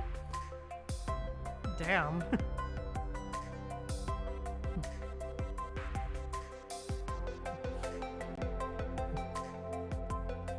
Oh God of the Red Tide, we thank you for providing us with food. Before digging in, the followers drone their usual prayers. Thank you, the Red Tide, for what? You should be thanking me. Thank you for your guidance, for letting us live to see the sun of another day. With this downpour, who knows if we will even catch a glimpse of the sun tomorrow. Hey, why are you pulling me? The person disrupting the prayer gets yanked aside, letting the rest of followers get on with their devotions. Interesting. So wasn't I telling the truth? Wasn't I telling the truth? That's not it. Didn't you want to tell me in private? When Lulu sat down beside her, hesitating several times as wanting to speak, Grace already saw through her intention. Well, I'm not sure if this is a good idea or a bad one, but... Lulu pulls a tattered piece of paper for a waterproof pocket at her waist. She hesitates for a moment before finally handing it over to Grace. This thing might have been left behind with some of your Red Tide folks. It's the Scarlet Revelation. Grace collects Lulu's odd choice of words while taking the paper from her. Is this some kind of invitation? So it's an invitation for the Scarlet Revelation members to check out the Copperfield Aquarium. Apparently, once you pass the test and hit that place by the sea, you'll be born in the Red Tide. Oh, fun. Oh, isn't that fun? Great. This doesn't look on the up and up. Do one of your folks leave this behind? I'm not sure. I haven't been in contact with other Revelationists for a long time, but this marking was definitely left by a Revelationist I know. Grace runs her fingers over the paper, a sense of unease washing over her. Oh, fun. The refugee camp might be where the Revelationist once stayed. That might be now already swallowed by the Red Tide. Then, has that Revelationist already been granted salvation, or have they moved on to face the test? So should we head over there? Oh, wait, are you serious? Are you asking me? Well, if you're putting me on the spot, I guess we could give it a look. There's barely anything left here. No conservation areas close by. We can't even try to scavenge fruit from those folks in Babylonia. If we stick around, we're going to starve, plain and simple. If we scoured every nook and cranny nearby, I've scoured every nook and cranny nearby, but there's not a single unusable replacement part to be found. God damn it! Hi, Celestial. Welcome to the stream. Fuck.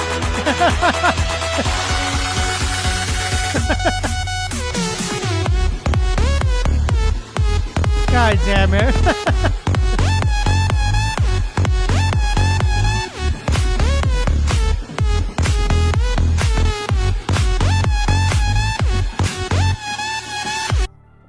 I'm doing alright, Celestial. I'm doing okay. But yeah. As you can currently see, we're currently in the middle of stream right now. We're currently in the middle of story. But yeah, I'm doing alright. How are you, Celestial? But yeah. Anyways. It's alright. It's okay, Celestial. It's fine. Yeah, definitely in the middle of some story right now.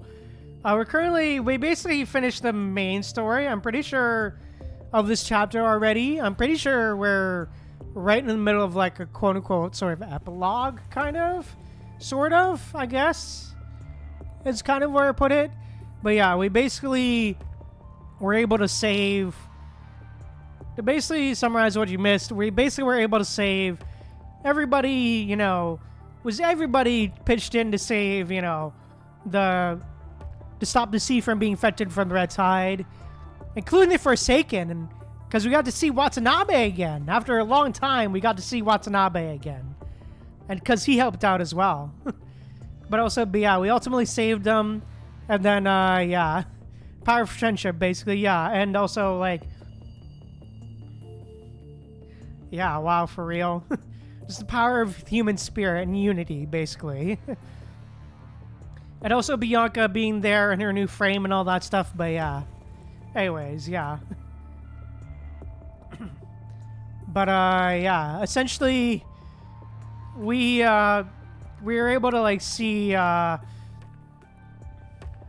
basically we got the header shard, and basically we're able to see visions again, another vision again of what would have happened had we, you know, had Bianca not switched frames, basically, of basically what happened in basically of the events of Across the Ruined Sea. We basically saw a vision of that. Chapter 20, basically. Yeah, the what if, basically. Basically of, like, what actually already happened before the whole... What already happened, like, which was, like, the events of Chapter 20. Basically, which is what actually already happened, but was essentially wiped out because of the whole hetero tower thing, essentially. So yeah, there's that. And then yeah, we also basically learned that Vonnegut plans to both revive the hetero tower and the whole Cathilla thing at the same time. It's basically going to try to do the same thing at the same time now. And also, it was basically, yeah, blah, for real. So basically, what the whole hetero, hetero tower thing, what that basically did, essentially, from what I understand, is it basically erased everything.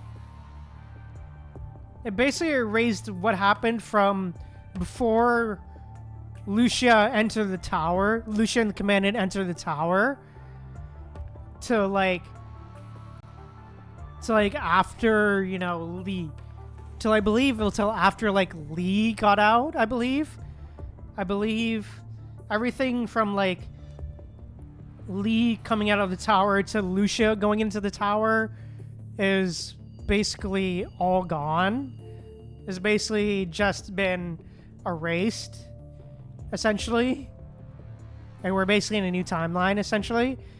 So yeah, essentially changing the past, for real, Celestial, yeah. So yeah.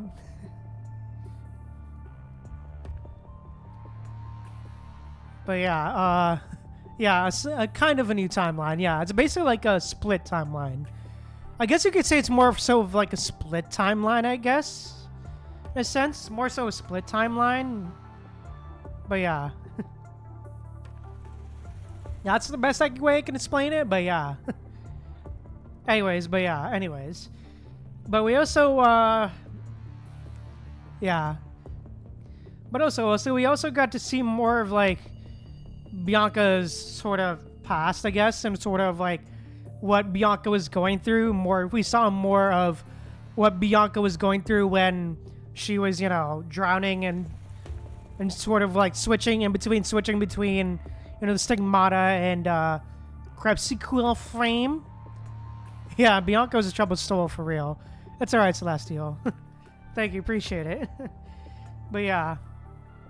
You basically saw that. We basically got to see Chico again. And basically how, Bianca, like there was sort of like, kind of like an alternate fake memory of like Chico implanted of her, being a child living in Babylonia, growing up with Chico, but that not actually happening. And then another fake memory of Bianca becoming conscious and, hunting down traitors and all that stuff. And then, yeah.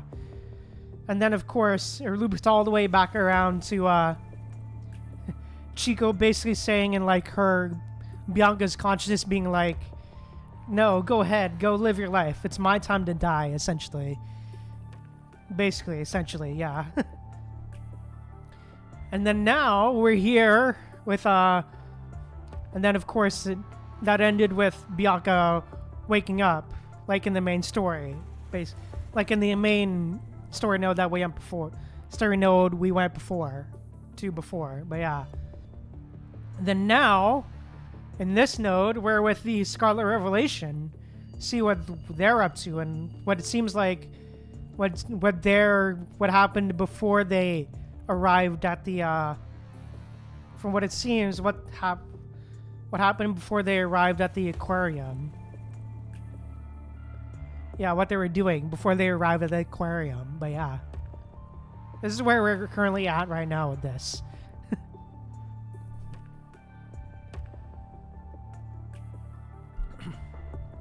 It was just revealed by Lulu that they got an invitation to go to the aquarium, but yeah, through their scavenging. But yeah, anyways. Lulu lets out a couple of dry laughs. What do you think? Aren't you good at divination? Why don't you try reading the signs?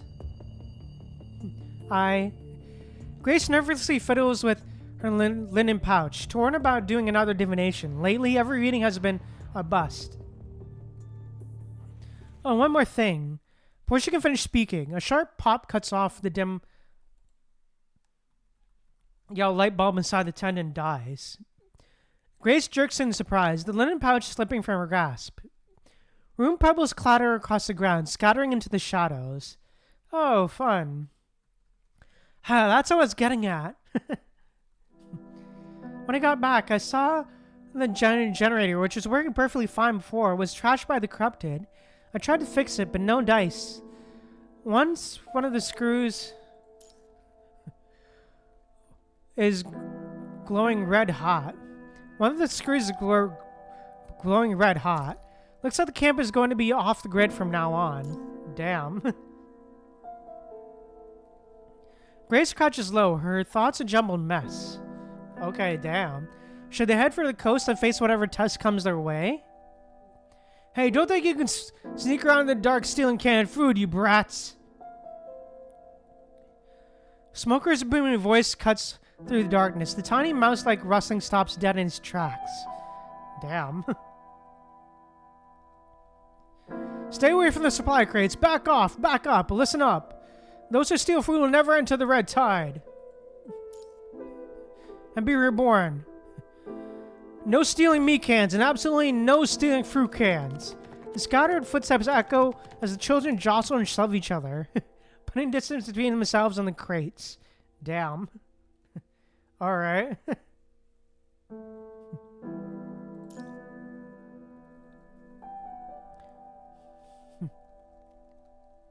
Okay then. 1 pack of rations, 2 pack of rations, 2.5 packs of rations, 2.7. No rations consumed today. Praise be to the god of the red tide.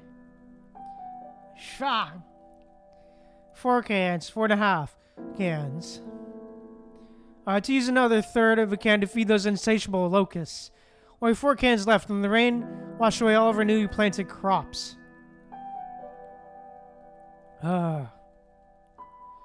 Smoker sighs heavily, completely missing Grace and Lula as they huddle behind the supply crates. He finishes his inventory count and steps out of the tent. Oh, fun.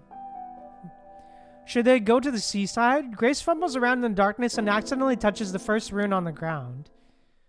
Carriage travel and all your dealings will pan out in your favor. Oh, fun. Yeah, sure, definitely not a lie. Hey, why do you suddenly look like you've had some huge realization? It's nothing. The divine already gave me the answer. Oh, great.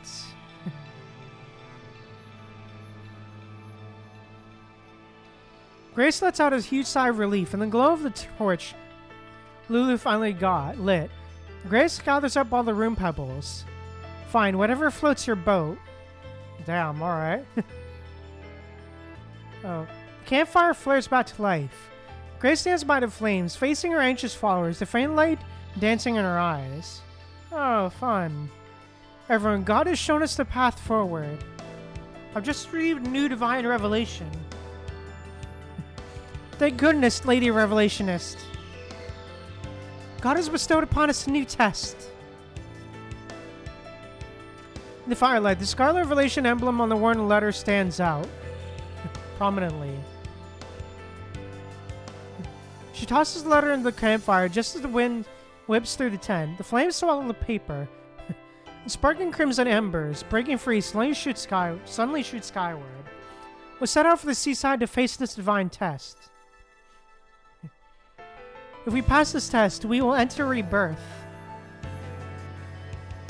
O God, I praise your holy name, prostrate at your feet.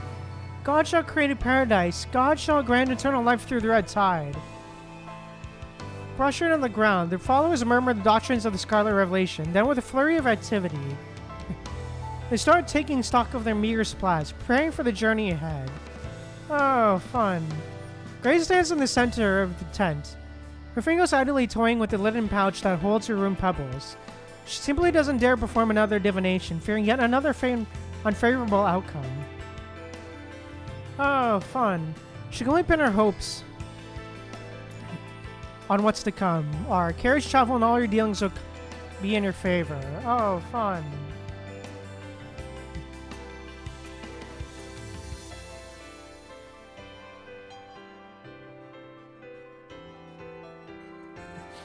Maybe there's really is new hope on the horizon. Aw. Alright, ooh, interesting. Alright, Cling to this pipe dream. Grace follows the old map, leading her band of Scarlet Revelation followers toward the Copperfield Aquarium.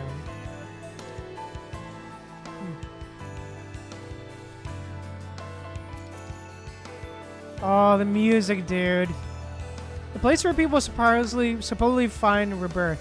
Yeah, pretty whale and dolphins for real, Celestial. Hey, yeah, for real. Hey, alright, Hey, okay, cool. Interesting, alright, Yeah, music is pretty nice, really nice for real, Celestial.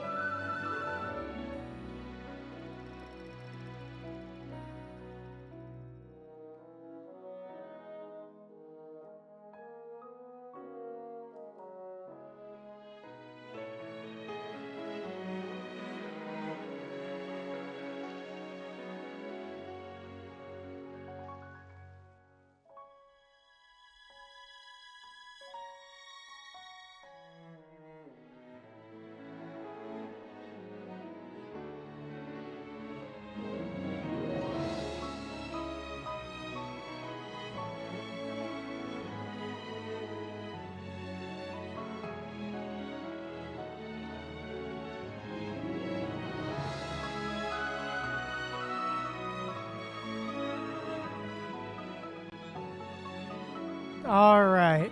But, yeah, really good stuff, man. But, yeah.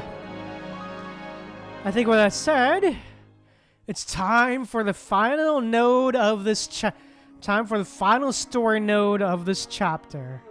Let's go. Trial.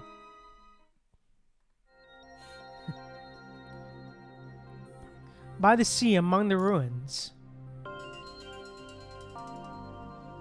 Alright, here we go. Graysdale followers aren't far from the Copperfield Aquarium. By the time they reach the seaside location, there's hardly a trace of other Scarlet Revelation groups. Lady Revelationist, this must be the place. We've made it here, so does that mean we passed the test? No, this is only the beginning. God taught us to be patient, to wait. Lady Revelationist, is there truly rebirth in the red tide? Of course, the rebirth within the red tide is beautiful. Is it though? Highly doubt that. Yeah, sure, highly doubt that. Anyone who passes the trials earns the right to rebirth, and then we'll all step into the beautiful new world together. What do you mean by a beautiful new world? That is a reborn world where there's no endless fleeing, no corrupted or monsters, and certainly no death. If you believe in the God of the Red Tide, he will guide us to happiness beyond. She crouches down and gently pats the child's head. Let's set up camp first. I'll divine an appropriate time for us to enter this trial ground together.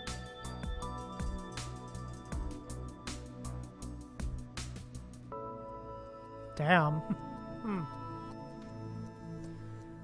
Some followers grumble, but the Grace being the revolutionist, they don't dare voice their complaints. Lulu clears out a depopulated refugee camp nearby. That's where they set up their temporary base. We got 4 cans left, 1 bag of compressed rations, and some of the rice deity gave us can be used as seeds. As for the rest of the rice, the stuff we can't plant, let's eat this time around. Otherwise, there's nothing else to eat. Smoker drops the supply crate with a hard thud and storms out of the tent.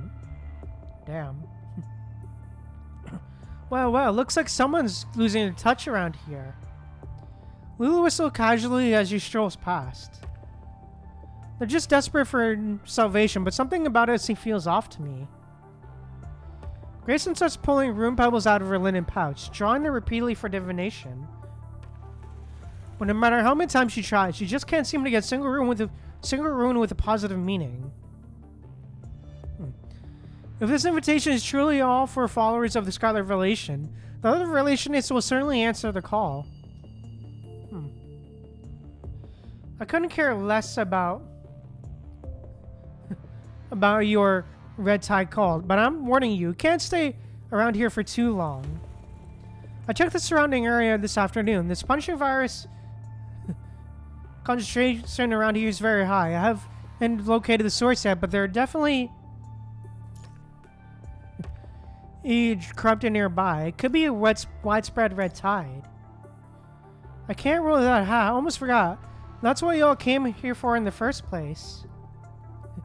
If you're all planning to hold hands and dive straight into red tide together, count me out. I've got my own business to attend to. True. I understand.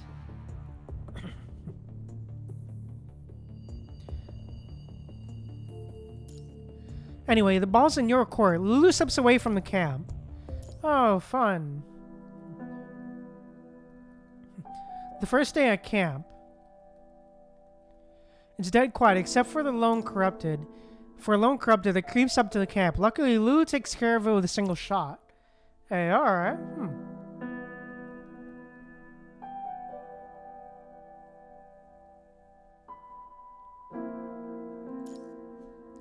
The rundown refugee camp has been abandoned for ages, but they still find some usable tent materials and food supplies that have been stored for who knows how long. Not exactly a gourmet, but edible though. These supplies solve the followers' food situation for the day. After filling their stomachs, everyone's spirits seem to lift as they gather around the campfire in prayer. Oh, fun. The second day at camp. Lulu scouts ahead alone, heading toward the aquarium. When she gets back, she tells Grace the punching concentration is dangerously high there. Not immediately fatal, but certainly a mild infection. Oh, speaking of that, I just saw a bunch of people heading to the aquarium. They're tooting some mystical items. They're just like yours. What kind of items?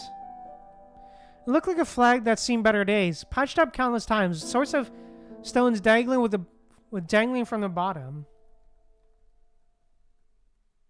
That's Nether, the glory banner. He's a revelationist too. He taught himself surgical knowledge, and after saving several refugees, he became a revelationist, urging them to keep living. And then...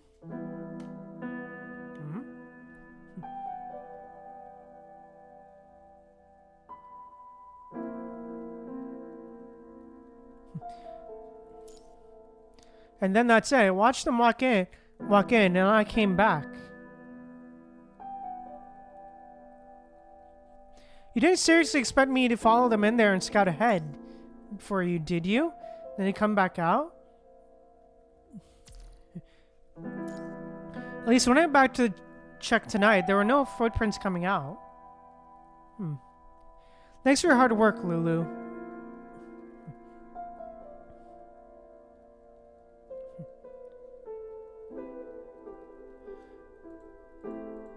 Oh, damn, fun.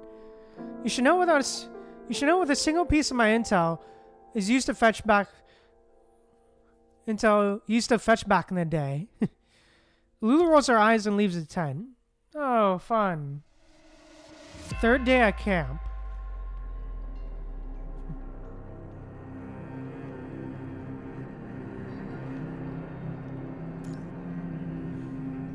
The third day at camp. Punishing virus concentration here is just too high.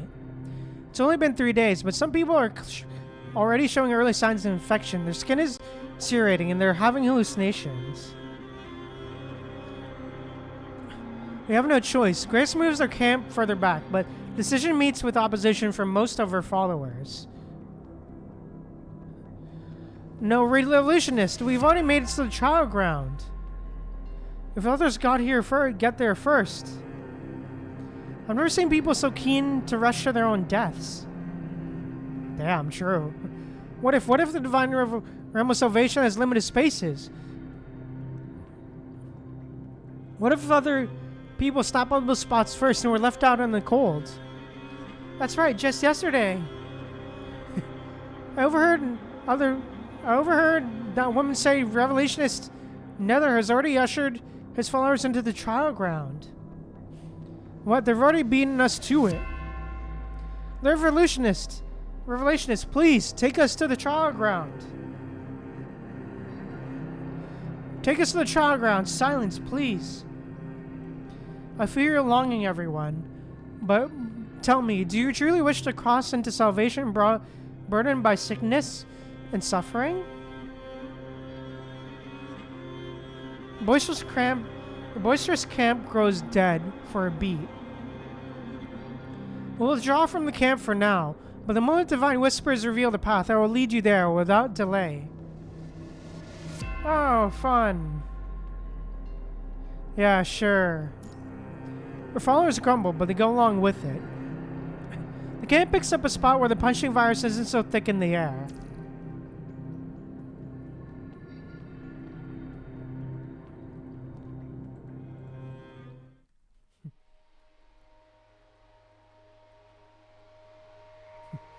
The 5th day at camp. Oh, fun. We can't tell anyone about this, but last night I heard the divine revelationist. I heard the divine revelation. You heard it too? You bet I did.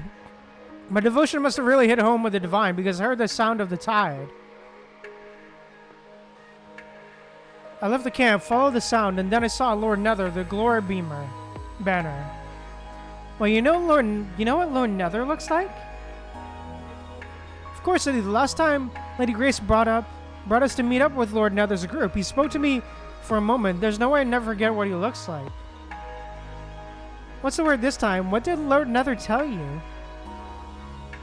Lord Nether says they passed the trial and been granted rebirth.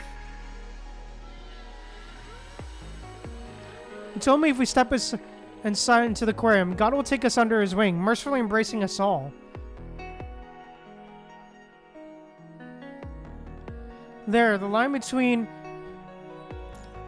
inhumans and constructs will vanish, and no more affinity reports. Everyone will gain immortality, no exceptions. Oh, fun. Whoa. But didn't Lady Grace say it wasn't the right time yet? Who knows if she's just trying to keep all the good stuff to herself. I've already ironed things out with Smoker.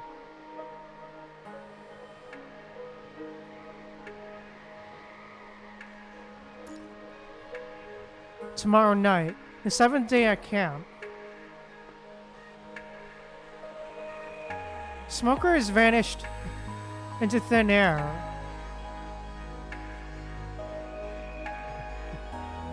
Taking the last 4 cans of food. 3 meat, 1 fruit. Oh, fun. When did you last see Smoker? It was last night. I saw Smoker leaving Marvin and the others. Others saying they were going to the aquarium. The father mutters that his voice betrays a profound yearning. Smoker and Marvin, they both heard the divine revelation. They claimed that by following the sound of the tide, they saw Lord Nether and the glory banner and a handful of other revelationists right there on the red tide by the sea. What else? He asked me to go with them. Said the divine revelation promised that if we enter the aquarium, passed the trial and made it all the way to the bottom, we'd be granted eternal life. They said that in there. The difference between constructs and humans, no need to work. There's no difference between constructs and humans. No need to work or struggle. Everyone can be reborn as equals.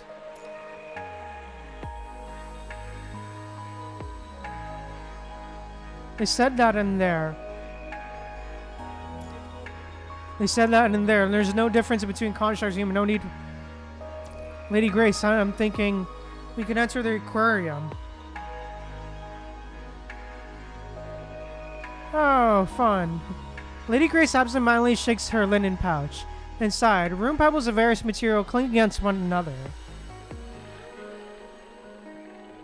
Perhaps the invitation is genuine. Perhaps Nether truly found his rebirth. But deep down, she knows exactly where those past revelations truly came from. Perhaps there's truly freedom within the red tide. Within the red tide, Grace's resolve falters. Her next step is clear. She needs to tell Lulu they've made the decision to enter the child ground and achieve rebirth. Lulu would leave this place, and after that... Instinctively, Grace flattens her pouch, reaches inside, and pulls out the first rooms her her fingers touch. The stone is completely blank. How? Every single room pebble in the pouch was placed there by Grace herself, and she's absolutely certain there was never a blank one among them. When did this one get mixed in? Was it when she spilled them in the tent and actually picked it up in the darkness, or... Oh, damn.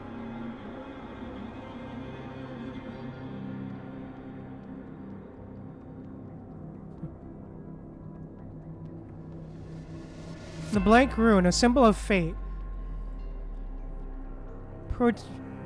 Portending death and also the unknown. Constant evolution, the courage to move forward. God, what should I do? Will we fail the trial? Is it all false? Will we lose everything we have? Is this truly the path we must take? She clutches stone tightly, muttering to herself. Oh, damn. The 8th day at camp. Oh, so this is a grand decision you've been agonizing over all night? That's right, I know this isn't fair to you, but I need your help. I'll divide the supplies and leave you the larger portion. I'll take a group of followers into the aquarium. Please help by staying here a while longer to look after the wounded and children. Aw.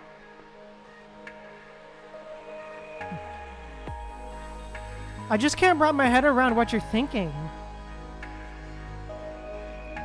I'm sorry, just consider this my last request after I saved your life. I'm not sure we'll make it back if we don't.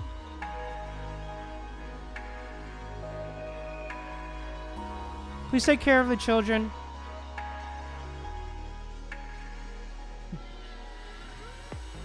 If we don't, please take care of the children and the injured.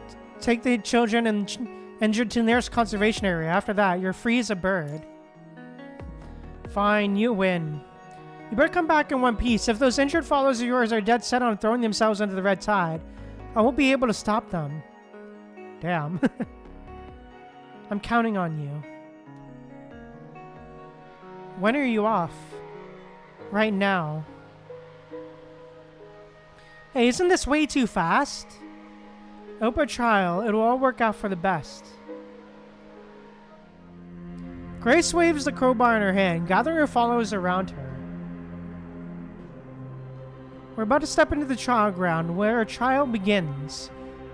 I've nothing left to rely on, nothing left to ask for, as long as I can find salvation. Oh God, I praise your holy name, prostrate at your feet. God shall create paradise, God shall grant eternal life through the red tide. Oh, fun. Wasn't that reassuring? They form into a group, becoming the last team of Scarlet Revelation members to ever enter the aquarium, the trial ground. Their trial ground. Oh, wasn't that a fun ending? Wasn't that a fun ending? Wow. And then, of course, we know what happens after that. But yeah, anyways. But yeah, damn. What a chapter, dude. Damn, okay. What a chapter, man. Wow. That was quite a chapter. Well then, for real. What a note to end the chapter on, for real, Celestial. What a note to end the chapter on. Damn. What a note to end the chapter on. Jesus. But yeah, wow. But yeah, overall, man, really, really great chapter. I really enjoyed it. It's really cool. Really good to like see the differences, for real. Yeah, have to wrap your head around for that one, for real, Celestial. For real. But yeah, what a ending, for sure.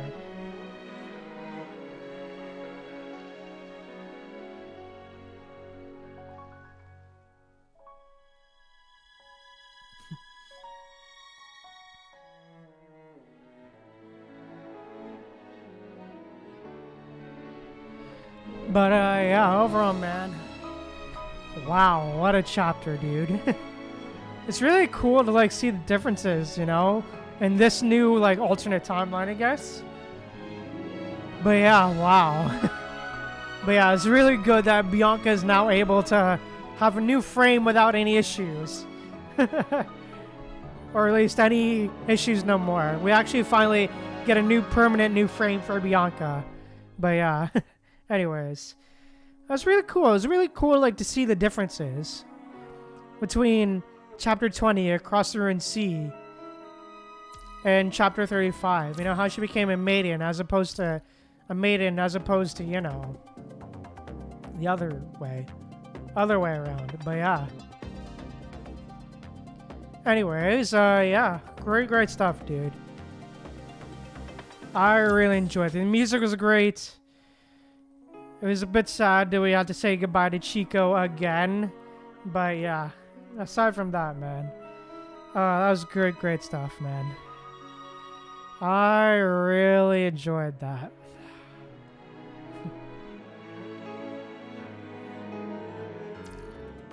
Tired? You're tired.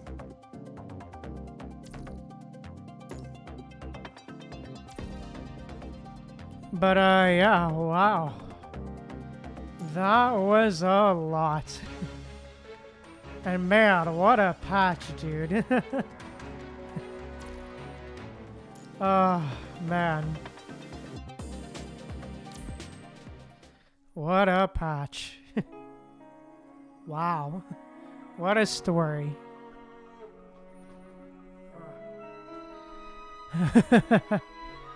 But yeah. Overall, man, that was just really good, dude. I really enjoyed that. But yeah. I think with that said, that's all I really got to say about this. I am getting a bit tired, I won't lie, but luckily we're nearing the 3-hour mark of the stream. So yeah, again, I'm getting a little tired, but luckily it is just about the time we end stream here. So just around the time we're almost done here. But yeah, yeah, getting some rest for real. Yeah, I am a little tired for real. It is a lot of reading for sure. But yeah. Yeah, take care. I will be, oh yeah, I will say, I will be streaming again on a Monday at 7 p.m. EST. We will be playing some more Genshin. We will be continuing our Not Cry journey. Also, we'll be posting the stream schedule tomorrow as well. So be sure to stay tuned for that. So yeah, be sure to stay tuned. And yeah, that's all I really have to say. So yeah. Thank you guys again so much for tuning in. Remember, if you enjoyed, please drop a like on the stream. Also, if you want to see more, be sure to drop a subscribe. And also let me know what you thought of the stream down in the comments below. Thank you guys again so much for tuning in. Remember, stay humble, be kind to people. I'll see you guys later.